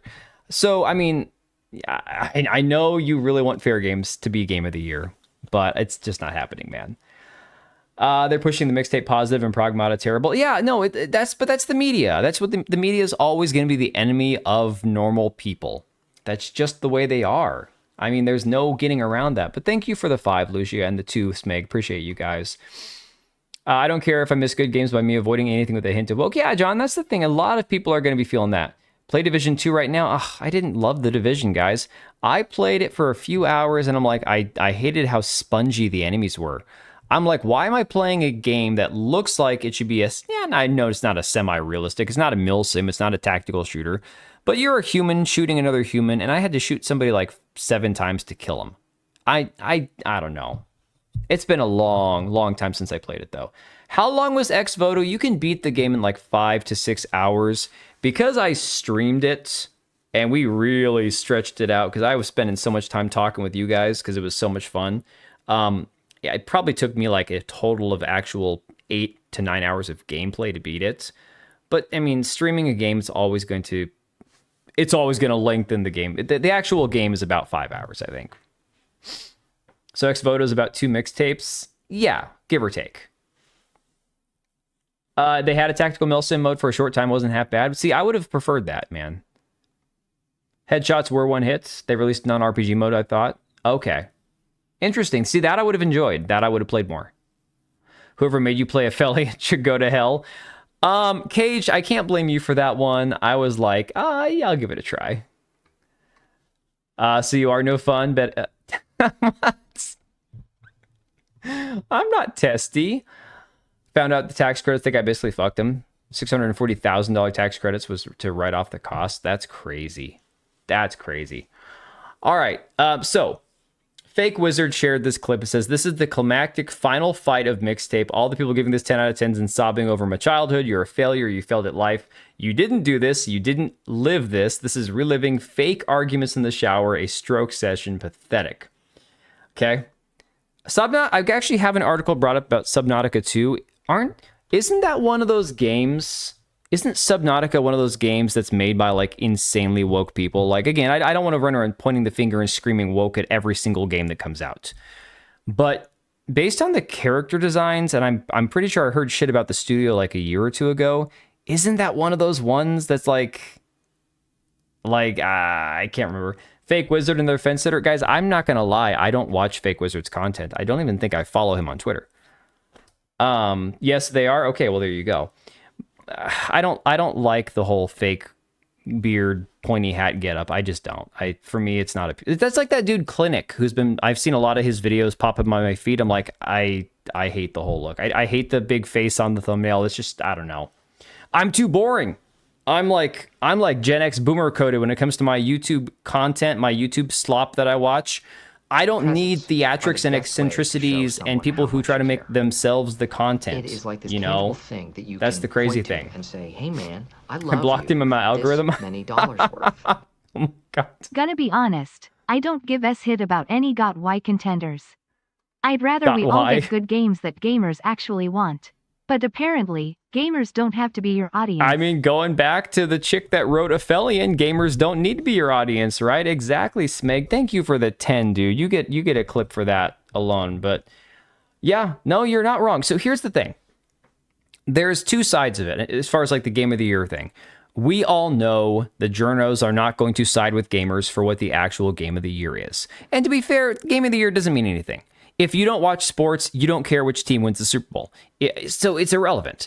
But it's a reflection of what you're hoping it is. What you want it to be is a reflection of what the mass majority of people agree on is like, hey, Halo 1 or Halo 2 was the greatest Halo of all time. Now, I get it, Serrano, Gen Z is going to say Halo 3 because that was their first Halo.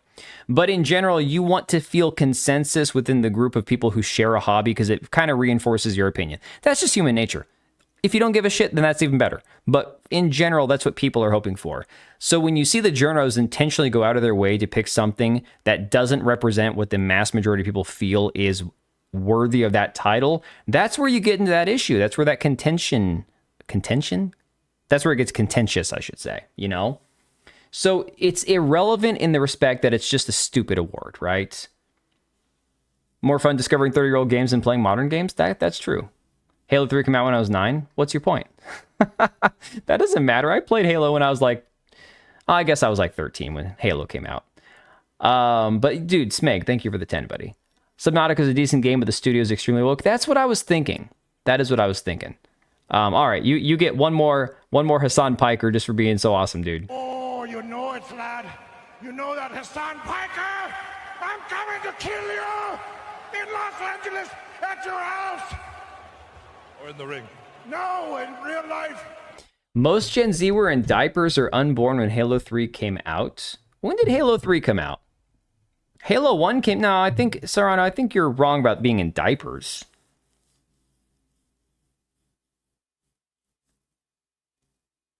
Oh, yeah, I imagine, Joe Darkness. That wouldn't surprise me at all.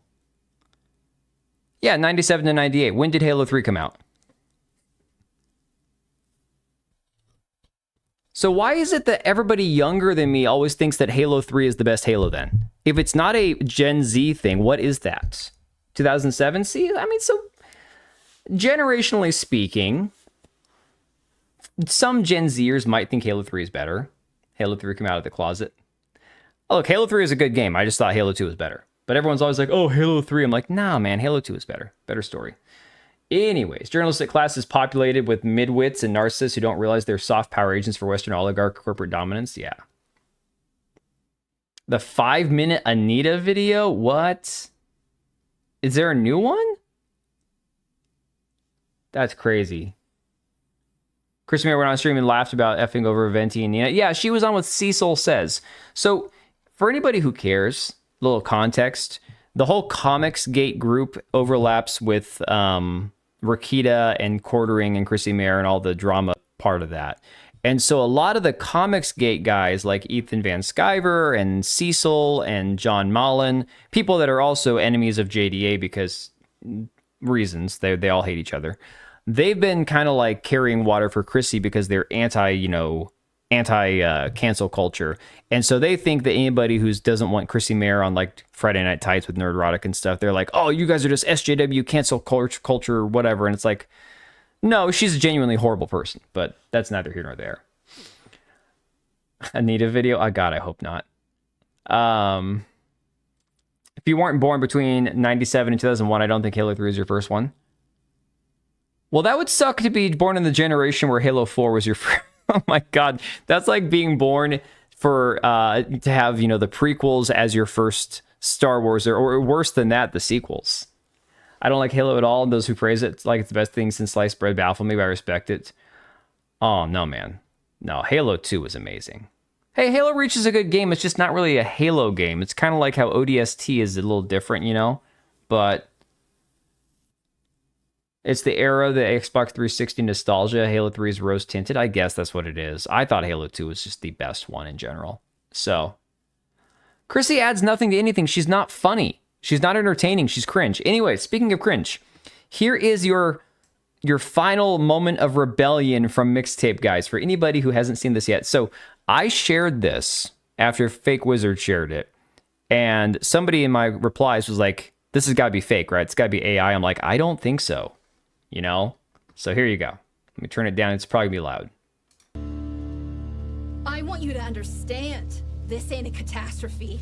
It's a warning. Daddy, if you trap me here, this will only be the beginnings of my wicked ways.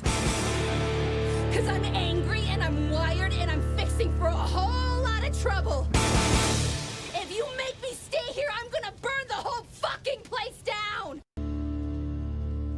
Now, context, apparently her dad, who's a cop, showed up because they lit a house on fire that a party was going on. If I'm not mistaken in this regard. This is her response to her dad, and then he tells them to get out of there and basically evade the cops. Okay? It's... This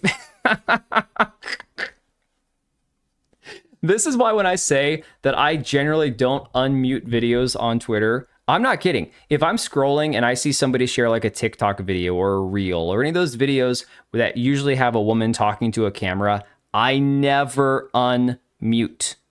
So 90% of the videos you guys see, if you guys scroll any sort of social media, if I've seen the same video, I've never heard it with volume. I saw this one, and finally I unmuted it. I'm like, oh my God, why did I do that? Really sounds like the person that caused the LA fires in real life. Yeah. Yeah, it's crazy, man. It is absolutely, I can't even. You can run a custom script to stop autoplay videos. It really helps. That would be smart. She threatens her father, a cop, with domestic terrorism, and he lets them go after committing arson. Yeah, super edgy, right? If it were the 90s, all these kids would have wound up in jail, and most would be there to this day. Yeah, so if this was truly like a boomer dad, like a boomer parent with like Gen X, maybe, yeah, because these kids would have to be Gen X. If it's late, say, mid to late 90s and you're 18 years old, 17, 18, that's not millennial. That's Gen X, most likely. Yeah, you could be a older millennial, but let's just say you've got a boomer parent. No, they're gonna take your ass to jail and let you think about it. They're gonna leave you in jail overnight for maybe a couple days even to think about it, you know? There's no way that you get away with this and your dad just lets you go. Not happening. Not all Sony guys are talking about this game, but all Sony ponies who are defending it. Never beating the movie game allegations. It's crazy, man. Yeah. You'd rather watch me stream in a tutu? I just like Big Booty Khalif Adams. I mean, I've got a price, man. You want to talk about it after the stream? We can talk about it. I stole a string cheese from Ralph's, and my father found out I was taken to the sheriff's office and threatened to be thrown in jail. Oh my God, man. Millennials begin in 85. I thought millennials were 81 to 86 or something like that. Oh, no. So they began in 85. So this is where I get like it all gets mixed up. I'm born in 86, so I guess I'm an old millennial. That's why I identify more with like Gen X, I guess. I don't know. Oh my God. All right. So what else we got? Apparently, the main character's headphones are one of the first results when you Google 1990s wireless headphones, which are not actually 1990s headphones, but styled to look like them. So it's like somebody Googled 90s stuff and just decided to throw the most generic ones they could find in there. Speaking of Expedition 33, you got Game Awards saying Mixtape's now available, and this guy saying, I'm sorry to all Expedition 33 fans I have wronged in this past. This is truly an industry plant. Yeah. 86 was the cutoff for Xennial. That's what I am. Okay. That's why I feel like an older millennial. So if you're born in 87, then you're a millennial. Yeah. Look up Xennials. I'll look him up later. I got to keep moving, or we're gonna. It's already like 11:15, and we haven't even gotten to all the Sony stuff yet. So apparently this guy Nem says now playing to hate on more effectively on Mixtape.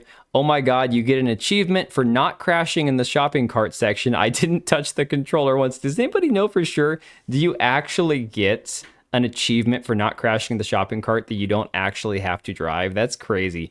There was a review, one negative review on Mixtape on Steam that had almost 2,000 people that found this review helpful. This was a couple days ago. So this thing is probably over 2,000 thumbs up at this point. It's part of the Gen X and part millennial. Yeah, well, that was me. Oh, you guys, we've talked about this retard K-Med before, right? I love K-Med. He's got no actual like opinions or backbone or anything. He just says whatever is not.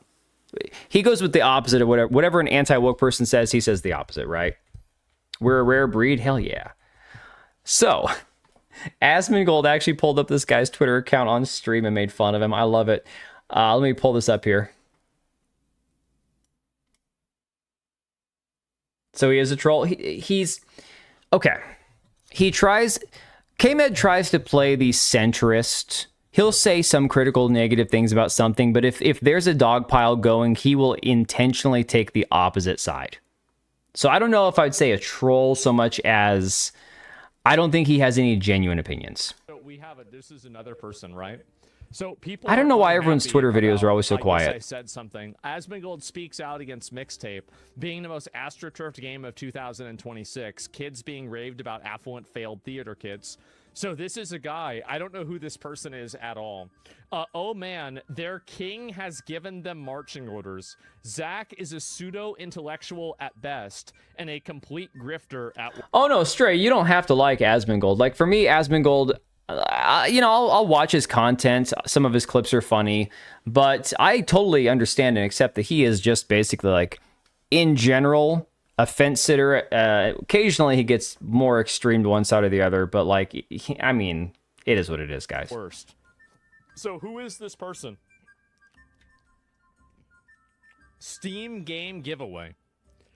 Giving away a Steam copy of... Oh, context, K-Med also, I'm pretty sure he's always been like, don't call me a gamer, I don't identify with gamers. It's like, but you say you play video games. So I'm so confused. Mixtape. That glorious industry plant, Nepo baby abomination, I somehow had fun with anyway. The key is global. So there it is. Yeah, I mean, he hangs out with, like, airbagged Kate Bush's husband. Dude's a complete scumbag piece of shit. Antifa guy, druggy-looking STD-infused soy boy. I mean, K-Med is, like, all Team Melissa Mercante and shit. This again, oh my fucking god. I don't know what's wrong with these people, and it's really odd. What is this? It's on PC and it's on console. Tag these people. This is another person that just, as always, like... I actually came across this big boss person, partnered on Twitch, Elgato creator, talking about people who are like freaking out about games they don't play. It's like, dude, people are allowed to have opinions. People are going to share their opinions. That's called social media. To disagree is another shill. Someone promoting Mixtape. Oh, Geek, I saw him address that. Somebody asked him about that, about like, but why would you date an OnlyFans girl? He's like, because they're hot. And it's like, Asmon, I get it. But, I guess the thing about Asmongold you have to understand is he is just basically like, it's not that he has no impulse control. It's just that he is basically like how... with Freud, he had the theory that you have the superego, the ego, and the id. I think Asmon is like a human embodiment of an id. He wants to eat what he wants to eat. He wants to, watch what he wants to watch, play what he wants to play, date who he wants to date. He doesn't seem to have very much stopping him when it comes to like actual ethics or morality, right? Daring to call somebody else a grifter, fucking shill. I know, it's embarrassing. Saw the crazy shooting in Philippine Senate? No, I've never even... Oh, no worries, DB. Have a good night, buddy. Wow. This is amazing. He's freaking out over AI art, but I'm the one that he's going to call a pseudo-intellectual. Okay, that's great. So... Yeah, I mean, again, calling him out for what he is. I do find it funny because that dude basically spends his entire time on social media trying to find the current argument and argue the opposite side of it. That to me, that doesn't tell me that you have a genuine opinion. You're just I swear to God, these people, especially like the leftists, the people who hate Elon Musk. And look, I have plenty of issues with Elon Musk, right? I would never trust the guy. But at the same time, the dude's benefiting from his platform, paying for Twitter. You know, he's probably monetized, trying to make money off of him. He's rich as hell, but lives with low means. I got no problem with that. I think that's smart. The issue I have is that he doesn't seem... He'll tell you himself, Asmongold said many times on streams, if other people are going to cheat, you might as well cheat too.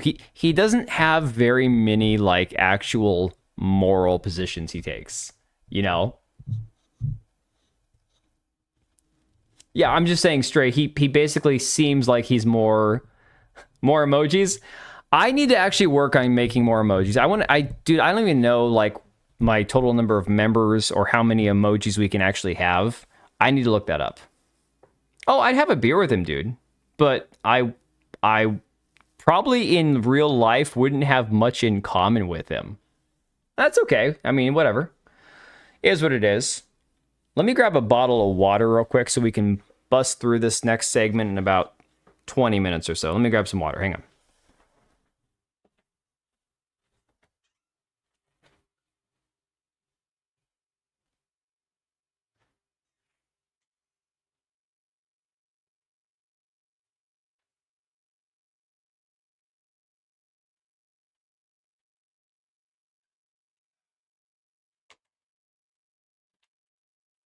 Oh no, I've become the quartering. I had dead air for 20 seconds.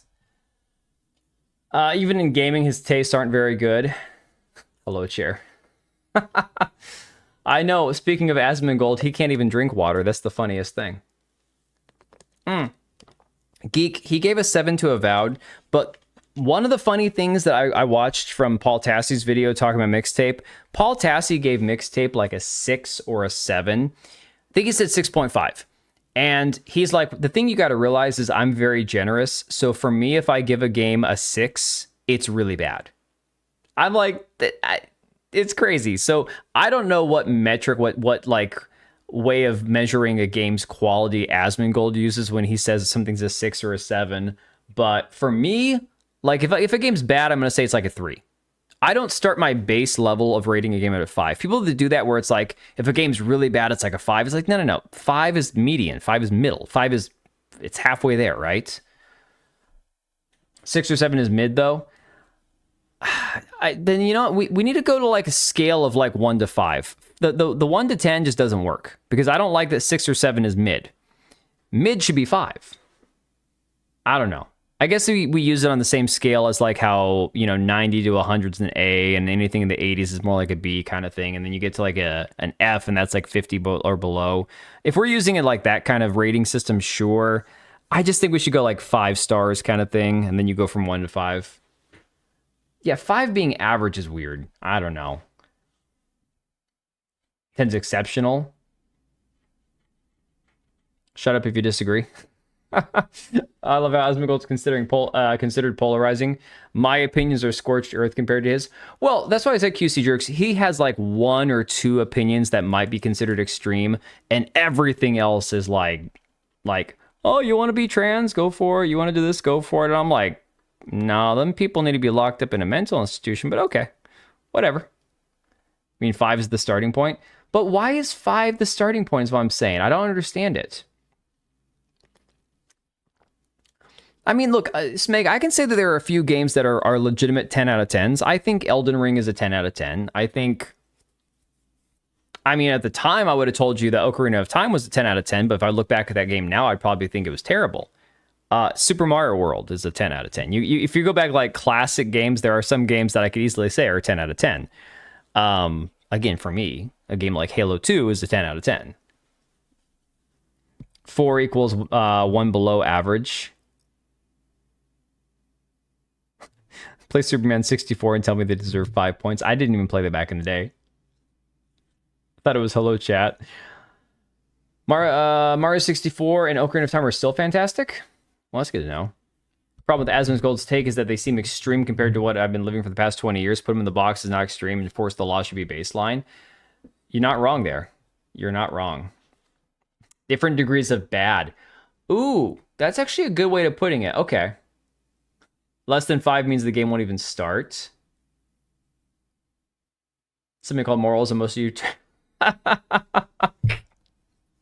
As we are learning more and more, it seems... Well, it doesn't tend to be as big of a problem with smaller creators who try to like project their own moral superiority on their audience. It's a large creator problem.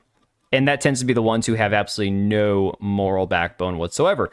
And that does come from like the excessive like wealth and all the debauchery that comes with it, right? That just is what it is. All right, so let's talk real quick about some Sony properties, Saros being one of them. Saros had a lukewarm start with 300,000 plus sold in 2 weeks, analytics firm estimates. Game may struggle to break even, but those buying it are playing it a lot. You know the funny thing, guys? Those buying it are playing it a lot line sounds a lot like what we've heard about Marathon, which we're going to get into briefly after this. But of course, Norwegian firm Alinea Analytics estimates that in 2 weeks since release, Saros passed 300,000 copies sold and earned more than 22 million in revenue for Sony. Remember, this is one of those games, first party single player games that Sony allegedly plans to not put on PC, according to Jason Schreier, if he's correct in that information. So this is them saying, screw PC, we don't make money on PC, we're going to keep our games first party and exclusive to PlayStation, which tends to be more of a PlayStation mindset anyways, the whole exclusivity thing. Sony ponies are weird, man. They're crazy with the exclusive shit, right? You could put a dog turd in a box and call it an exclusive. If it's got the Sony label on it, the logo, they're going to buy that crap. Too many hype American decisions. Well, I mean, the American influence on Sony really, I would say, is what's probably killed the company, at least for what it is now, right? They have to start playing it a lot because it's all they have. They know the numbers don't lie. Yeah, what does it matter if people playing a single player game are playing it a lot? I don't understand that argument. Like, oh, but they're playing it. Cool. If I have a customer that buys a product and they choose to not use it for 5 years, I don't care. As long as they bought it and their credit card goes through, what do I care how much they're using it? You know? Yeah, they are rabid, for sure. Yeah, it's exclusive, but is it good? Yeah, it's crazy. It is crazy. 3 years later, they raise the price of the consoles. It's nuts, dude. They don't port well to PC anyways. Yeah, I mean, that's it. But the problem is also a lot of people don't understand. Look, Stellar Blade sold more copies on PC than PlayStation and came out a year after. Now, a large part of that reason is because the game is going to get modded, and people are going to be able to mod that game in a wide variety of interesting ways. But in general, it's because PC gamers have a certain level of quality and taste that they want, and games that look like Stellar Blade are things that they want to play. By comparison, there's not much appeal for PlayStation simps when it comes to games like Stellar Blade. Now, games like Saros probably wouldn't do well on PC either. The difference is holding off on these games and not releasing them on PC day one has undoubtedly hurt their sales. A lot of these games, when they go, well, we put Last of Us 2 on PC a year later and it didn't sell well. You waited a whole year. People found out what the story was. The story sucked. It pissed people off and nobody wanted to buy it. If you released them side by side day one, you could have seen a completely different story. Now, granted, people would have bought it on Steam, played it for less than 2 hours and refunded it, but that's going to be the case with most games, Stray, that's TMI, man. Dan can translate my last comment. What was your last comment? P.S. is Sideshow Bob stepping on takes, and I love it. Stepping on takes? Stepping on rake? I don't know what you're saying, man. I also didn't watch Silent Bob, Kevin, whatever the fuck that guy's name is. I don't like him at all. That was something from the 90s that I did not watch. Maybe it's because I was a Xennial and not a Gen Xer, but I didn't watch that. Stepping on rakes, okay. Last of Us 2 sold well. It's retarded lesbian slap. Yeah, but it didn't sell well on PC, as I recall. And that is because it came out a year later. Nobody will ever admit to that, but that's just the reality. Oh, here we go. Here we go. Big moment. Big moment. Saw quadruple A Aros. Don't let me down, TTS. Oh my god, man, you got so robbed. It's not even funny, although it is funny. I'm not gonna lie, that one's pretty funny. That's an epic fail right there. You got to put all the A's together or do like A-H-H-H to make it like trick it into thinking saw, you know? Is Sideshow Bob stepping on Cage? I swear to God, man, I don't know how much you had to drink, but it's too much. I played 15 minutes of The Last of Us 2 and then had a buddy on PlayStation spoil Joel's fate, and I never touched it again. Yeah, exactly. Smeg, thanks for the 2, buddy. Appreciate you, man. Yes, Saros, man. Saros. Anyways. Blame Ubisoft for making it TTS. Learn what quadruple A even means. No shit, dude. All right. According to the firm, however, the game's data does not point to an entirely negative situation of the players who bought the game. 40% have played it more than 15. Who cares? PlayStation doesn't give refunds. Typically speaking, they don't refund things that, unless there's something like tragically wrong, like cyberpunk levels of wrong with the game. Why is this? This is like the weirdest cope that I've ever seen. Well, yeah, we sold this single player game that's not a live service. It doesn't require microtransactions. It's a premium title. You have to spend $40 or $50 on it. But the people that, oh, I'm sorry, Saros is 70, isn't it? But the people playing it are playing it a lot. Gee, golly willikers, that's great. It's like, who cares? I don't understand. I truly don't understand. Expect too much from me. Have you ever watched The Simpsons? I didn't find The Simpsons funny. Didn't grow up watching it. Then I watched Family Guy. And then I went back and tried to watch Simpsons. Simpsons isn't funny. It's just not. Sorry, guys. Compare the first 3 or 4 seasons of Family Guy to The Simpsons. There's nothing good about The Simpsons. That's going to be my hot take. Simpsons suck. After downloading it, it's done. Oh, you're talking about the refund pre-sales. Yeah. If Sony was actually customer friendly, they'd make more money and release on PC at the same time as PlayStation. I mean, the big seller for PlayStation, though, is that they are console. That's what you need to get. It's their exclusivity. It's the haptic feedback for the controller. It's the PlayStation VR. It's the portable thing where you have to still be within range of your PlayStation to make it work. Their entire business model for PlayStation is about selling that damn console and putting it in your living room. Whereas Xbox went off the deep end the other way and was like, everything is a console, you know? So, yeah, you're looking at entirely different business models there. They said, this is impressive engagement for a roguelike of this difficulty profile only 2 weeks into release. This is the silver lining in the data. Saros obviously isn't pulling in casual PlayStation owners. Oh my God, it's marathon all over again. At the scale that Sony and Housemarque might have hoped, but the audience that did show up is playing the hell out of it. I'm unsubscribing after that blasphemy. I'm sorry, man. Simpsons just isn't funny. I don't know what to tell you. I would say if you could call anything goy slop in this entire last 30 or 40 years of American pop culture, it's The Simpsons. Chupacabra in a skin suit? Nah, man. I'm just telling it like it is. I'm sorry. Simpsons was funny 40 years ago. Was it, though? I don't know. I didn't watch it 40 years ago. Like I said, I didn't watch any of The Simpsons until I was probably like, I don't know, 17. And I tried watching an episode. I'm like, this isn't funny, man. Family Guy's goy slop. I'm talking about the first 3 seasons of Family Guy. The first 3 seasons, my God, that was great. I'm not talking about modern Family Guy. I'm talking about when they were too edgy for TV and they got pulled off the air. Anything that came afterwards, no, man. Never watched full episode? Blink twice if you're being held cat. You can't stand the voices, but can you watch The Simpsons? Homer? Why is your skin so yellow? Why are you drinking a beer and strangling our son again? I'm sorry. There's nothing good about Simpsons, guys. There's just not. First 7 seasons are golden. All right. I'm going to agree to disagree on that one. Simpsons was okay when you were 10 or 11. That's not saying much, though, because there's a lot of things that I watched when I was 10 or 11 that I could probably go back now and be like, that sucks, man. Hey, Cage, you're probably not wrong about that. Family Guy probably wouldn't exist without The Simpsons. You are not wrong. Oh, Homer, you're friends with the Unabomber. Yeah. I hate Marge's voice. Oh, my God. Yeah, Family Guy, dude. Family Guy sucks now. I mean, I don't like American Dad. I thought American Dad's terrible. Like, I didn't like American Dad the first episode I watched. Well, Why is your skin so orange? Tell me the I'm like, Homer, why is your skin so orange? Tell me in the comment what you think. Yeah. Oh my god. Okay.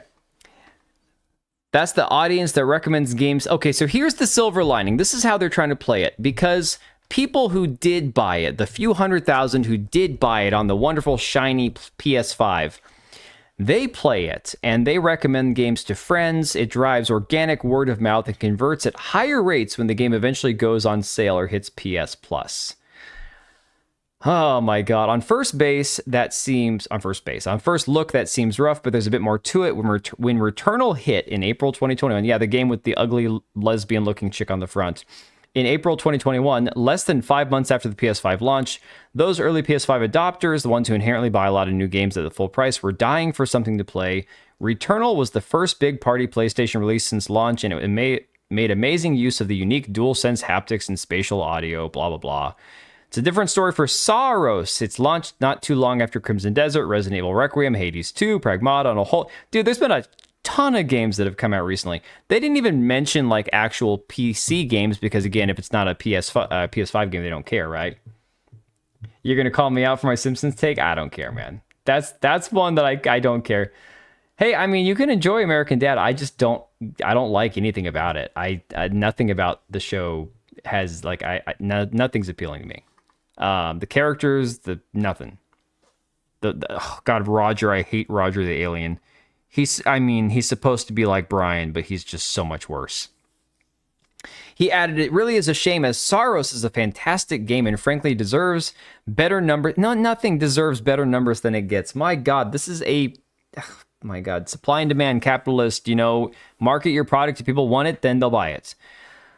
But 3D bullet hell type games, especially those with a $70+ price tag, are a tough sell. No shit, Sherlock. But there's plenty to love about Saros. I'm loving it, and so are many others. It's also already sold more copies than Marathon on PS5. Oh my god. Okay. All right. Roger the Alien, Jeremy Hamlin. Oh, I'm sorry, not Roger. It's the goldfish, right? Is the goldfish the Brian character on American Dad? I can't remember. Guys, I legit haven't watched it in years. Like, prior to having children years. And my oldest kid is 13. I think the goldfish is like the Brian character. The goldfish is like... No, the goldfish is like Stewie. There's a Brian character. Again, the anthropomorphized fish or whatever. No characters like Brian? Oh, the goldfish was a Nazi doctor. That's right. Okay. I don't know. I figured that they were trying to, like, have parallels. I'm so glad I have zero idea what you're talking about. Yeah, I don't think it's a problem with the actual type of game, Matt Stanford. I think it's just that people didn't want to play this particular one. I don't think it's an issue with the actual game itself. Oh, thanks, Ivan. Appreciate you, man. Let's see. The final film. Last good American cartoon was The Venture Bros. I don't think I ever saw that one. All right. Oh my God, this is a long tweet. All right, I'm going to bust through this one real quick. From JY Song on Twitter says, the first thing to take away from this is that, like Mixtape, there is a large disconnect between what critics want to push versus what the average audience wants. Granted, the gameplay of Saros looked fun, so it's infinitely better than Mixtape in that regard. Agreed. I don't think the gameplay for Saros looks bad. I think it looks kind of like not slop, but it is just a lot of like color and movement, and that's the style of game it is. Whatever. The second is that target audiences do indeed still exist, and you need to be aware of what the audience prefers when making a game, which is a product at the end of the day. Yes, everyone's like hung up on video games are art. No, video games are entertainment. They're a game. They're supposed to be fun and entertaining, and you can also make them art, but first and foremost, they have to entertain. They have to provide enjoyment. That's their primary job. Saros' plot could work as a low-budget sci-fi adventure game with simple puzzles and the like, combined with some atmospheric storytelling to go along with it. It wouldn't be my jam at all, but I know people who like games like that would be all in on some sort of plot due to the cosmic horror elements and mystery. Hell, it'd probably be a better, more memorable side quest than something like Mass Effect. For an action-heavy roguelike, though, the typical audience for those games isn't going to go for a concept where you fight tooth and nail to complete a stage, die repeatedly, and grind over and over for progress just to get hit with, you're the bad guy and also your wife left you for a woman ending. There's a lack of catharsis to that, which just makes people annoyed. Word of mouth spreads after that, and people who would be interested due to the gameplay might find that so unappealing to the point of not giving it a try. In principle, we can tell whatever stories we want, but you have to be aware of who is going to buy your work and work within those boundaries. You can't just expect an audience to change their preferences solely for you. Yeah, exactly. Yeah, I don't know any of the whole yellow lore stuff, like the Yellow King, any of that. I never really read much. I need to pick up some of the books from like Lovecraft, add them to my collection. Don't steer this rambling show back to the quartering. What? What did Plix say? Oh my god, no. Don't do that. Story comes first, then gameplay loop. Game loop, then art, then music. I mean, I would say gameplay, then story, then art, then music. Or, I mean, I don't know. I kind of put art and music side by side. Both can have a profound effect on how the game is received. Saros in the 7-Eleven. Oh my god, man. Made the lame progressive story points at the end. That's how they wedge it in. Oh, don't do Lords of the Fallen. It's not worth it. I don't know. I got to restart. I need to actually do like a fresh character on Lords of the Fallen and start from scratch. I don't want to be down on that game because I know the developers are well intentioned. I don't know. Something about that game just irritates me. Can Bollywood make a game? Please no. Please no. Noir says, be Housemark, make a game about an ugly lady shooting things. It flops. Make a game about a dude, but hide the fact that it's actually about him being bad and his wife being better with a lesbian than him. Flops harder. This studio clearly doesn't get what people want. Close it. I mean, and I've said this before, the chick in Returnal, I don't know what they were thinking. I don't think she needs to be like hot and sexy and big and busty and all that kind of stuff. It's not that kind of game. But hell, she looks so hideous, man. She looks so ugly. So bad. Let me see if the game loop is fun, but the story is shit. I don't care. Yeah, I mean I understand that concept. So for me personally, it would really depend on the type of game. If you're playing like an RPG or a game that has a lot of story and the story's bad, obviously the most important aspect. Think about Kingdom Come Deliverance 2 versus 1, right? Heavy amount of story, and the story for the second game definitely irritated a lot of people. I don't think most people had any issue with the gameplay mechanics or the music or the art direction of the second game. The problem was the story, and that's what derailed the entire discourse around the game, right? So in a game like that, story is quintessential. You have to have like, that needs to be the primary thing. In a game that's just literally like Doom or whatever, I think story is almost irrelevant. Go, rip and tear until it's done. That's all you got to do, right? Women need to be super hot. No. Women, if they're going to be attractive, need to be hot. Yes. I don't need a game. Let's say you're playing a game that's like a zombie apocalypse. I don't need some chick who looks like an anime waifu with her big tits hanging out in a skimpy little bikini running around with zombies out there. Can the game exist? Sure. Don't care. That's fine. That wouldn't bother me one bit. I don't want to play it because for me, that goes beyond what I would want in that game. Yeah, it needs to make sense in the context of the game. Exactly. I mean, Plix, I get that mindset. I have no problem with that. That's a decent argument. My only problem is if it takes away from the actual like immersion of the game because it doesn't fit, then that's weird. For me, that just wouldn't fit. You're actually the villain twist, abusive partnership, but their execution was garbage. Yeah, for real. Same thing with Alan Wake 2, exactly. Yeah, it's just about context, I think that there's room to have characters. My issue is, why would you intentionally... So here's where I'm on the counter side of that. I don't need my characters to all be hot and sexy in every game I'm in. However, why would you intentionally in a game like Returnal, when you have the protagonist is just a woman, why would you intentionally create or cast the ugliest woman possible? That's more what it comes down to. Yes, in a apocalyptic scenario, in a space horror game, in a bullet hell kind of game, there's still room for somebody to not be a hideous monster. Like you can have it both. Gets you out of the immersive experience. Yeah, it can do that, exactly. So can having a hideous monstrosity of a person, uglier than they need to be. I mean, it goes both ways.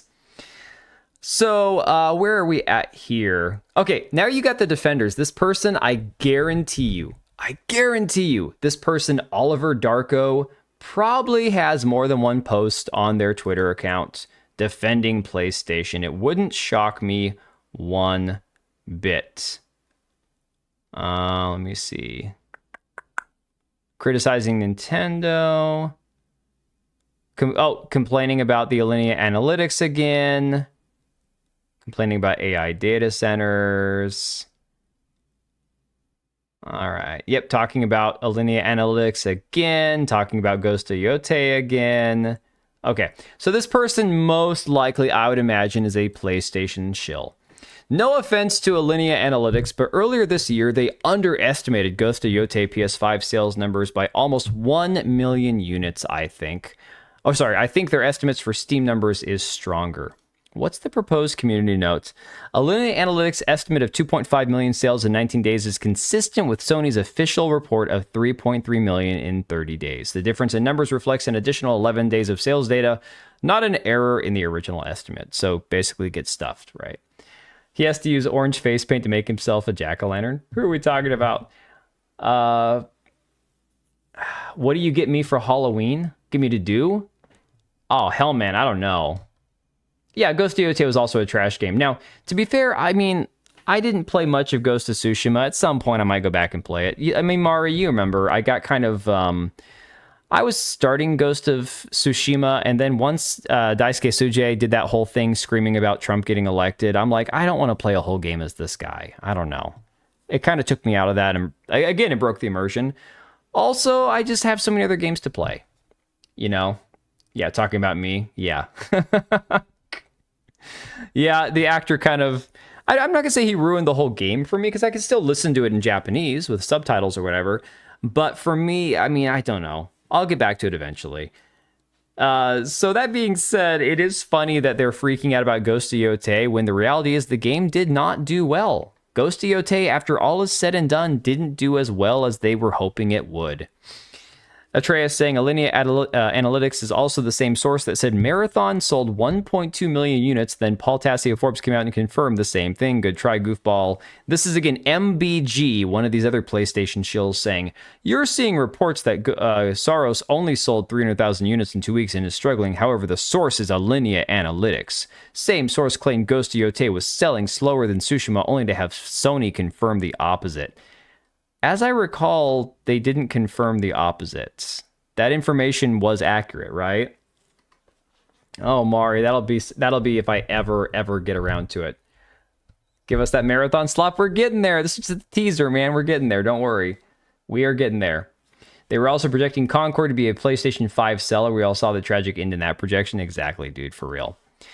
So then you got guys like Christopher Dring apparently saying, this guy has his own, media website, The Game Business, apparently saying that if they stopped investing in and supporting third-party developers, the industry would stop growing. Talking about PlayStation specifically.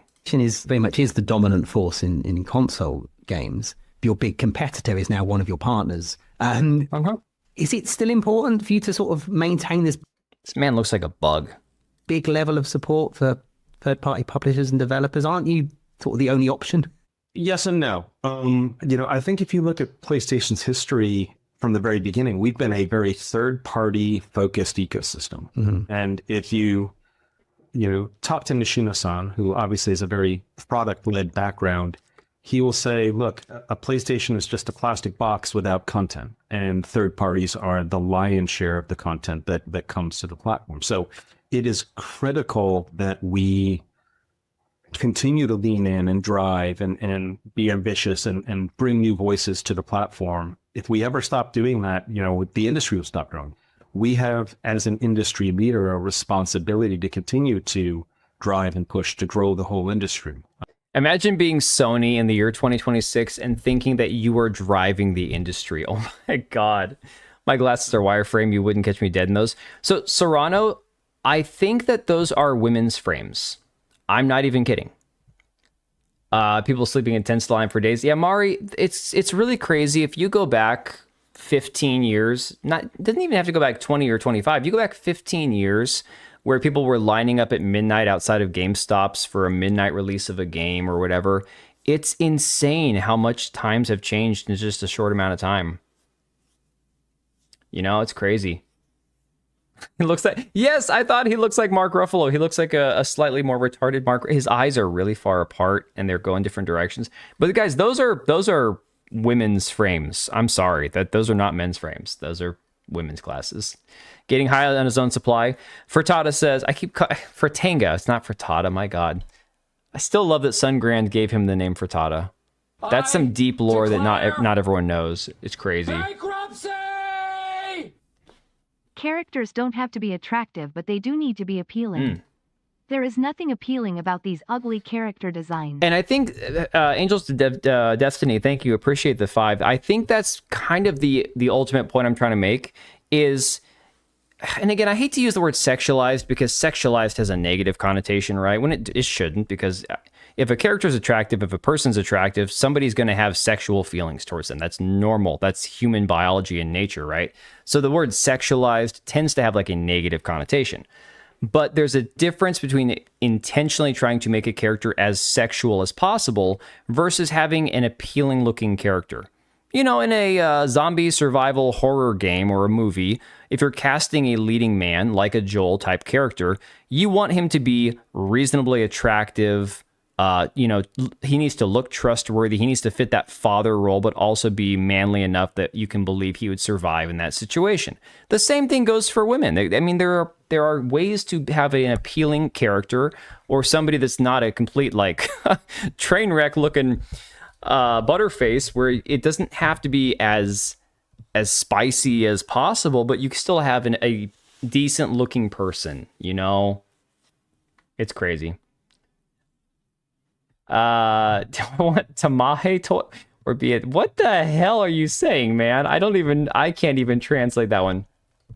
Modern porn brain runs rampant. Yeah. Play a Sungrand game, he modeled an old man's dick. What? No way. No way. Oh, he told me first Nintendo was more exciting to line up with all the gamers to buy it. Yeah, I mean, I wasn't there for, I was born in 86, but I think the original Nintendo came out in like 83 in the States here. So we had one, but we also had an Atari.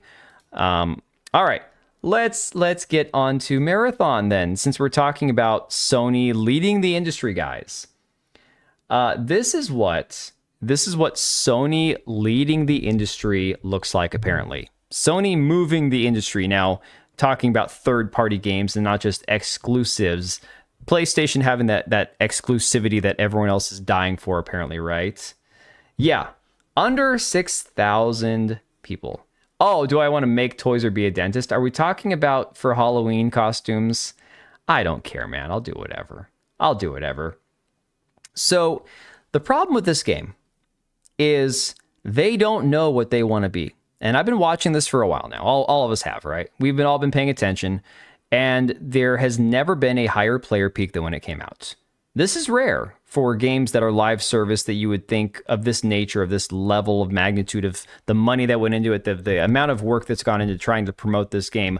They paid a lot of influencers. They paid a lot of advertising. I mean, they spent a lot of money trying to get this game. Yeah. Well, Mari, Sony thinks they're leading the industry. This is the mark of a true success, you chuds. Exactly.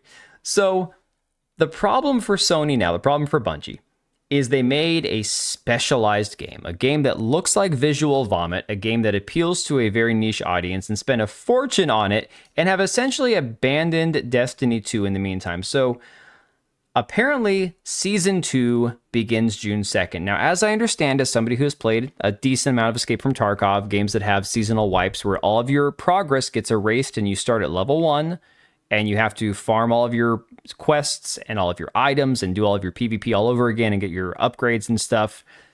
This is when the reset starts. This is not optional. Arc Raiders decided to avoid the entire extraction shooter seasonal wipe thing that Tarkov did. And Tarkov, to my knowledge, is the only extraction shooter that has ever done that as you can't opt out, we're going to do seasonal wipes. Now that Tarkov is fully released, they're no longer doing seasonal wipes. They finally decided to do away with that. For some weird reason, Marathon decided we're just going to do this in our game despite the fact that nobody else is doing it. You don't like my highlighter game? Dude, it looks like garbage. Yeah, Burnt Peanut got paid. Oh, I missed the Rudolph the reindeer joke. I saw something about a reindeer, man. I saw something about that. Pooh Brown hoodie, add a massive gut to it. Stutter a lot on stream. You already have the beard. Oh my god. Oh my god. I could be Jer Bear for Halloween. Oh man. Why play a game that wipes your progress? Okay. So, in theory, I understand the idea that Tarkov was following along with, that their thought process in the entire thing was, if we don't wipe people's progress, we're going to have too many high-level players with all the gear, with everything unlocked, who are just shitting on all the newbies, right? They wanted to try to balance it out, as I understand it. The issue with that is for more casual players like me. I mean, there were streamers when I first started playing Escape from Tarkov that I saw go from level 1 to 25 in a day and a half. What that means is they went from scrub level, all of your skills at 0, to where they could access the marketplace, the flea market, and buy and sell all the upgrades and anything they needed within 1 day's time. Whereas somebody playing it casually like me, who's scared to death, who's going to die and lose all of his stuff in the game, I would creep along by myself, do my quests in the game, try to not die, and half the time was unsuccessful in that, right? It might take me a month at that rate to access the flea market, or more if that's the only game I'm playing. So for someone like me, wiping your progress is terrible. It sucks. But to try to balance out the high-level players with all the high-level loot, I understand the idea. Doesn't make it any better, you know? How was your Oranges weekend? Oh my god. You want a Jer Bear impression? My throat's getting too scratchy to do Jer Bear. Hit me up next time for it. Was this a thing they were always going to do? If not, this sucks. It's told at the start that resetting will occur. That's fine. I mean, they announced before the game launched that there were going to be seasonal wipes. The thing is, I don't think they're going to stick with this. The flea market level locked. Yeah, so Cage, I don't know if you know this, but on Tarkov, in order to sell and buy from other players, you had to get to a certain level. It was, I think, at 1.25, and then I think it got lowered to either 20 or 15 to make it a little bit easier. But yes, in order to access the ability to sell things beyond just selling it to the traders for nothing, if you wanted to sell something that was high-tier loot that you find in a raid and sell it to another player, you had to level your player up to get access to the flea market itself just to sell your stuff. Wiping progress is the lazy solution. Learn to actually program. I mean, that's another argument to be made. That is an argument to be made for sure. And the Tarkov devs have a lot of criticism that is fairly heaped on them because of the way that they've done things. So here's what you actually have. Now, I know nothing about this person. Given that that's her profile picture, I don't know. I don't know if she's a streamer or if she's just like an e-thought or whatever. Whatever. I don't care. Kick Bounties really wants me to go touch grass for a chance to win 100 subs. I'm not IRL streaming, dude.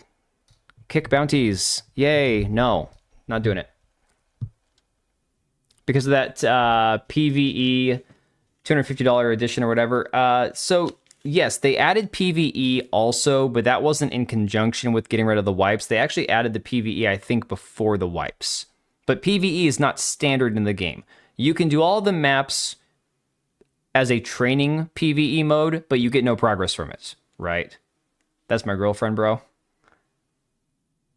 Okay. That profile picture screams thought. Yeah. All right. She says here, just hit a massive loss streak on Marathon. And again, I think, guys, this speaks...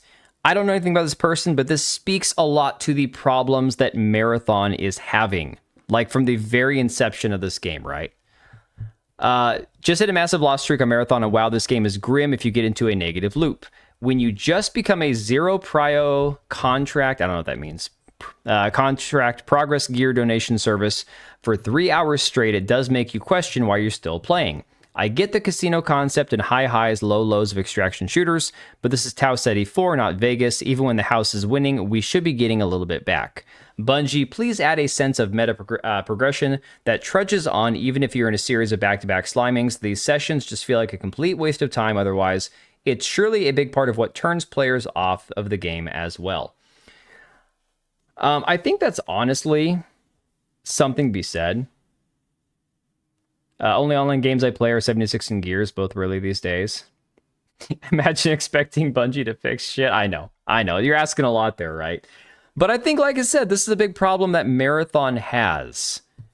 That with the concept of the game itself, I mean, at this point now, they designed a game that was meant to appeal to a very hardcore. And again, I'm somebody that said I've played, again, not recently, not in the last 2 years, but I played a lot of Tarkov to the point where I was fairly confident in what I was doing playing solo, right? And even that being said, I can tell you from what I've seen of Marathon, from what I played in the server slime, from what I've seen in people playing Tarkov and what I've played myself, Marathon is not hardcore when you compare it to other games like Tarkov. This concept that Marathon is so difficult that casuals can't play it. Look, somebody who doesn't like playing PvP is never going to want to play Marathon. But somebody who's decent at PvP would have no issue, in my opinion, playing Marathon. I don't think it's that I don't currently play it, man. I don't have the time in my life to play Tarkov. You know, that was one of those games where I had to dedicate. That was the one game I played. That was it. And I don't like doing that. I don't like where I'm stuck playing one game, you know. Looking for a good place to take bets when Marathon servers go offline. That'll be interesting. If all stream platforms stop paying, many fake gamers will be gone. God. I mean, I wouldn't mind that. I would love to see places like Twitch shut down because Twitch is a dumpster fire. Why I avoided it more or less? Yeah, it's just, I would say that if you're looking for the enjoyment of Tarkov without having to risk wasting your money on it, find a streamer who's really good at it and watch them play it. I mean, for me personally with Tarkov, part of what the enjoyment is the immersion, the sound, the gunplay and stuff. The problem is that it's also got an extremely steep learning curve, and if you're not dedicated to it, if you don't spend hours and hours and hours playing it, you're never going to get anywhere in the game. It's rough. Oh, you already watched a bunch? Yeah, exactly. Headline says you get great loot for it, just get wiped, doesn't compute. So this happened on Arc Raiders, okay? I decided on Arc Raiders this last month or two ago to do the expedition. I was like, my character's leveled up. I don't know how much more I'm going to play of the game. I'll do it. So I decided to opt in to wipe my profile. I went to an extract on the game and found somebody dropped like this gold tier, incredible weapon that's probably worth like hundreds of thousands in the game that I'd never seen before, and all the ammo for it. So I picked it all up and I'm like, okay, cool. Somebody's leaving it behind because they're going on the expedition or whatever. But then it's like, then I did the expedition and it wiped that away too. So it didn't matter, right? Kind of watched to avoid buying it myself and obsessing. Yeah, exactly. And so that's one of those issues you run into. It's like you finally get into a point where you're comfortable with the game. Do you want to reset your progress and start from scratch? Arc Raiders isn't as hardcore. Arc Raiders is far more casual. If you restart your profile, if you restart your, at level 1, yeah, it's not that bad. And especially after you know what you're doing, Arc Raiders is far more casual friendly. A game like Marathon that wants to be a game like Tarkov, it's an insane idea. Like, if Tarkov gave up the seasonal wipe, I don't know why Bungie thinks it's a good idea. Like, give me a break. But yes, Bungie is turning Marathon's loot dial to 11 ahead of its first wipe, opening up Cryo Archive 24/7. Now, I don't even need to read the article. I will explain what they're doing here. Cryo Archive is the end game map for Marathon. Marathon, if you guys remember some of those tweets from Adam Krigler and a lot of those weirdos that were obsessed with this game, they were basically every day like, oh my god, this is so incredible, the story for this game. Oh, the puzzles in this game are amazing. Oh my god, we're doing so much. We're solving all these riddles and we're going to solve this together, and the community for this game's amazing. And it got really annoying. Like every post of these guys jizzing themselves over, I'm looking at screenshots of just blurry neon colors. Like I don't even know what I'm looking at. All right, Empress, take it easy. So that being said, when it came down to it, it was all to unlock this end game area called Cryo Archive, where it's supposed to be like the hardcore, sweatiest, worst area you could ever go into. You got to gear up with all your best loot and risk it all to even go there. And then it turns out it's only available to play that map on the weekends. So now you eliminate a large portion of your audience What if you're somebody who only works weekends, right? Let's say you're a job where that's where you make all your money and you can't take weekends off, but you love the game. You're never touching that in-game map. You're never seeing that area of the game. So again, stupid decision after stupid decision, right? So now you have them advertising it as, oh, we're just going to do all this crazy stuff before the wipe. No, what they're trying to do is get players interested in the game. They're trying desperately to be like, oh, no, see, everything's open now. Now come try this, come try that. It's like, no, you guys don't understand. This wipe is going to roll out and nobody's going to come back. You think the numbers are bad now? Like, if you think these, look at these in like the last week. These peaks, 15,000, 15,000, 13,000, 14,000, 11,000. These people are never coming back. Oh, Cage, I've listened to too many of these idiots, man. I've heard too much of it. The race to zero is on. Once they wipe that server, it's over. Like, they're going to be like pissing themselves the minute they do that. Okay, let's look at a prime example. Let's compare this to Arc Raiders, right? Okay, Arc Raiders is down to 38,000, still managing somehow. And I haven't touched Arc Raiders in weeks, damn near months probably. They're still getting 96,000 players. That's, I'd say, admirable. I mean, this trend is bad, but it's not as bad as Marathon, right? And if you look at right here, Cold Snap and Shrouded Sky, I think when they introduced Shrouded Sky right here is when the last expedition started. Riven Tides was April 28th. When did I do the expedition? 24th? Sometime in here, guys. Sometime between Shrouded Sky and Riven Tides was the expedition that you could go on and wipe your accounts. That did not create a player uptick. Now, it didn't seem to anywhere in here cause a like immediate downward, like a decline. But somewhere in here was the wipe that was optional, but no players came back afterwards, right? The numbers are still going steadily down. Marathon is already, it's dead, right? It's already gone. Hey, Black Cat, Tarkov had a lot of refinement before it started to wipe regularly. Marathon and Arc to some degree need to do the same before they start regular wipes. Well, Arc's never going to do regular wipes. I think the expedition idea is good for them. I think that's honestly the best thing they can do. Yeah, I wouldn't be surprised, Elgon. I think the 5,500 number is going to be the new normal for them. It's insane. I mean, imagine taking that player count that we just looked at and telling anybody who's still there playing, okay, now your account's reset. Now you're starting from zero. You were already on the fence on this game. You're already getting kind of discouraged. You're already sick and tired of the way things are going. And now you get started at nothing. Yeah. Well, Plix, a lot of people hate that. And for me personally, I wrap my head around it with Tarkov. I told myself, that's just the way Tarkov goes. That's just the way it is, right? But really, when you think about it, these guys, I mean, okay, Escape from Tarkov on Steam. There's like, what, 10,000 or less people playing this game on Steam because people already have it on the actual launcher. I mean, oh my God. Guys, okay. All right, Marathon, it's over. It's over, Marathon. It's over, guys. Escape from Tarkov on Steam has more players than Marathon, and nobody plays Escape from Tarkov on Steam. They sold millions of copies, if I'm not mistaken, at least several million copies on their own launcher. Oh yeah, no, Tarkov, they launched on Steam when they went to 1.0.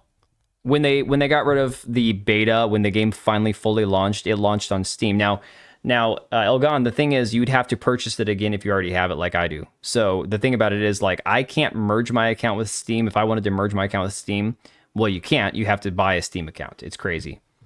Yeah, but think about this. Nobody likes playing Tarkov on Steam. 51,000 reviews, most of them are negative. And it still has a higher concurrent player peak than the quote-unquote hardcore extraction shooter Marathon. Delta Force? Yeah, but Delta Force is free to play.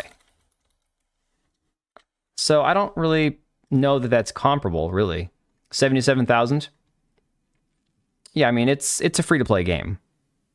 Not that going free to play would help Marathon at this point, because people already tried it during the server slam, which is why, if you guys want to know why Marathon avoided a bunch of negative reviews, it's because the game did the server slam. People that didn't want to buy it opted out instead of buying the game or refunding it and leaving a negative review.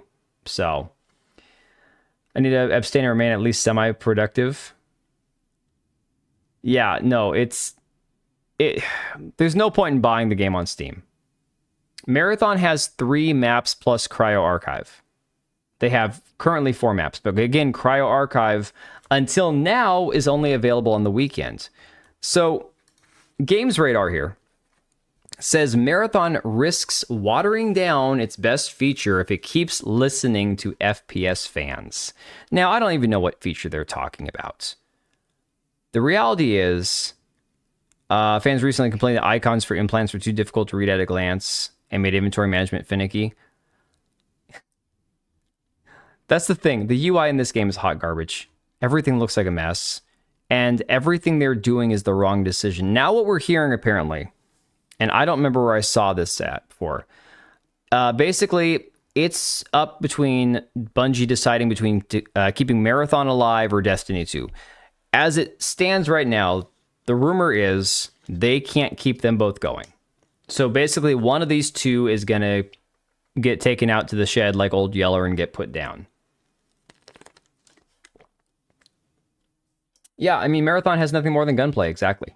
For me, the gunplay was like, if you based that game, if Marathon looked like any other standard shooter game and you based it on that, the gunplay made the game like a 7 out of 10. I thought it was fine. I thought it was decent. We'll take postmodern web design and smash it together with Lisa Frank. Oh, God, Lisa Frank. That was... You want to talk about 90s? There you go. Yeah, I love that. Best features make people not play the game. Don't listen to people tell you how to improve the game. Yeah. So, I mean, this is just the standard corpo journalist response to this shit. Meanwhile, I mean, guys, I remember we were looking this up a few weeks ago. Hunt Showdown. Not a free-to-play. And a game that's had some issues, many issues over the past couple of years. Also, more players than Marathon. That 24-hour peak, more than double what Marathon's had. So if you compare this to any other extraction shooter out there with the sake of this one, although the devs are saying they're going to fix this one, I don't think it's going to happen. Which sucks, because this game genuinely has a cool aesthetic. It's really cool. It's just the game is just a mess. Marauders could have been a lot of fun, but that one's probably never coming back. Yeah, so I don't know, guys. This is one of those things that I think is absolutely insane. Oh my God, Horizon Hunter's Gathering, yeah. Like, I was thinking about this earlier, guys.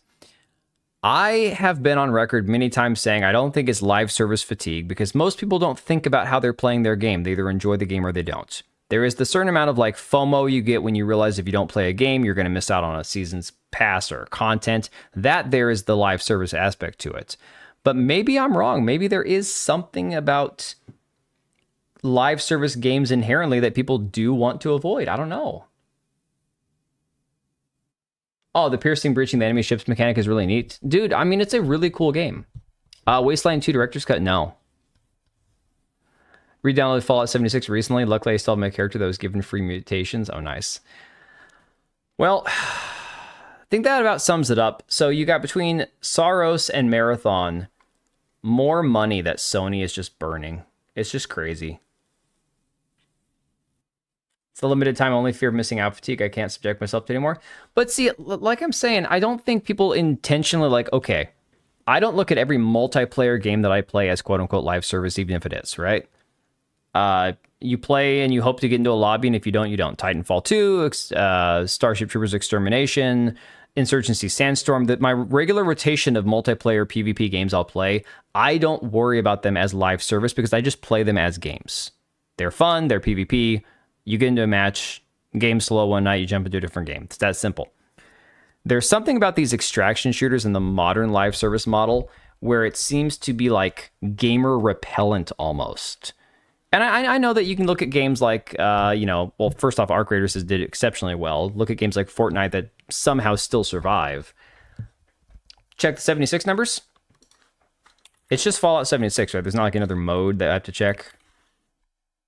God, there's a lot of DLC for Fallout 76. That's crazy. I mean, they got. Oh, you know it, lad. Oh no, you know it, lad. You know what? No, they got 3,600 people playing. Peak of almost 8,000. I mean, for a game that was as badly busted as this one was, I guess that's not bad. Please don't leave you alone with the wife. That's your deal, dude. That's your problem.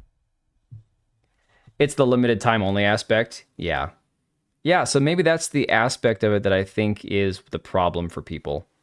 Not in the game like Asian Money Game. A lot of those are only kept up by the gambling alone. Yeah. Oh yeah, Animo. Isn't that the GTA style anime game or whatever? It was unplayable. Yeah. Ironically, 76 is the only Fallout game I ever played. Oh my god. Whew. All right. I am going to hit the hay, guys. Chinese Pokemon game. Okay. Yeah, I'm going to hit the hay. I need to get some sleep.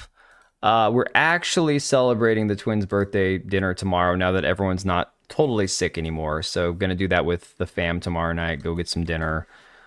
So that'll be cool. My kids have to try out for their all-star teams this week. That's a little stressful, hoping at least a few of them make it. But we're going to go raid Empress's stream. She's checking out Crimson Desert again, it looks like. Oh, thanks, Mari. Appreciate it. Okay, Plix, that's way too much information, man. Well, John, it's not going to be Skull and Bones. If we did a multiplayer stream, it wouldn't be that. I was going to stream a game tonight. I was thinking I had some indie games I needed to play that I got some keys for, but then I just wanted to chat tonight. I didn't feel like it. I don't know. Splitgate 1? I haven't played Splitgate 1 in a long time. I don't know. That's not a bad option. I mean, Splitgate's a solid game. Don't get me wrong. I feel like the dev is just a moron. I was one of those people that was unironically not bothered by the hat that he wore. It was just the way that he walked out on stage with all that swagger and that bravado, and then he's like, yeah, we're gonna make something that's different now. Play our free game with $80 skins. Like, what are you doing? Elgon, I don't know. We're gonna have to figure out timing on that, man. I mean, you guys are always free to play together. You know, I have so much shit going on, dude. But I'll try. If I can even just do a game stream one of these nights, that'll be like a miracle. So I haven't touched a computer game in probably 5 days. It's been a while. Go watch Casey. Hey, I mean, they've been going since what, 5:30 my time, 6 o'clock. You're probably gonna see some of my posts on there, dude, because I did share some video clips this morning. So you'll probably see me on there again. You'll have to do your Leonardo DiCaprio pointing meme. All right, guys. I'm going to hit the hay. Thank you all for hanging. Thanks again for the super chats and memberships. You guys have been awesome. And I will catch you guys later.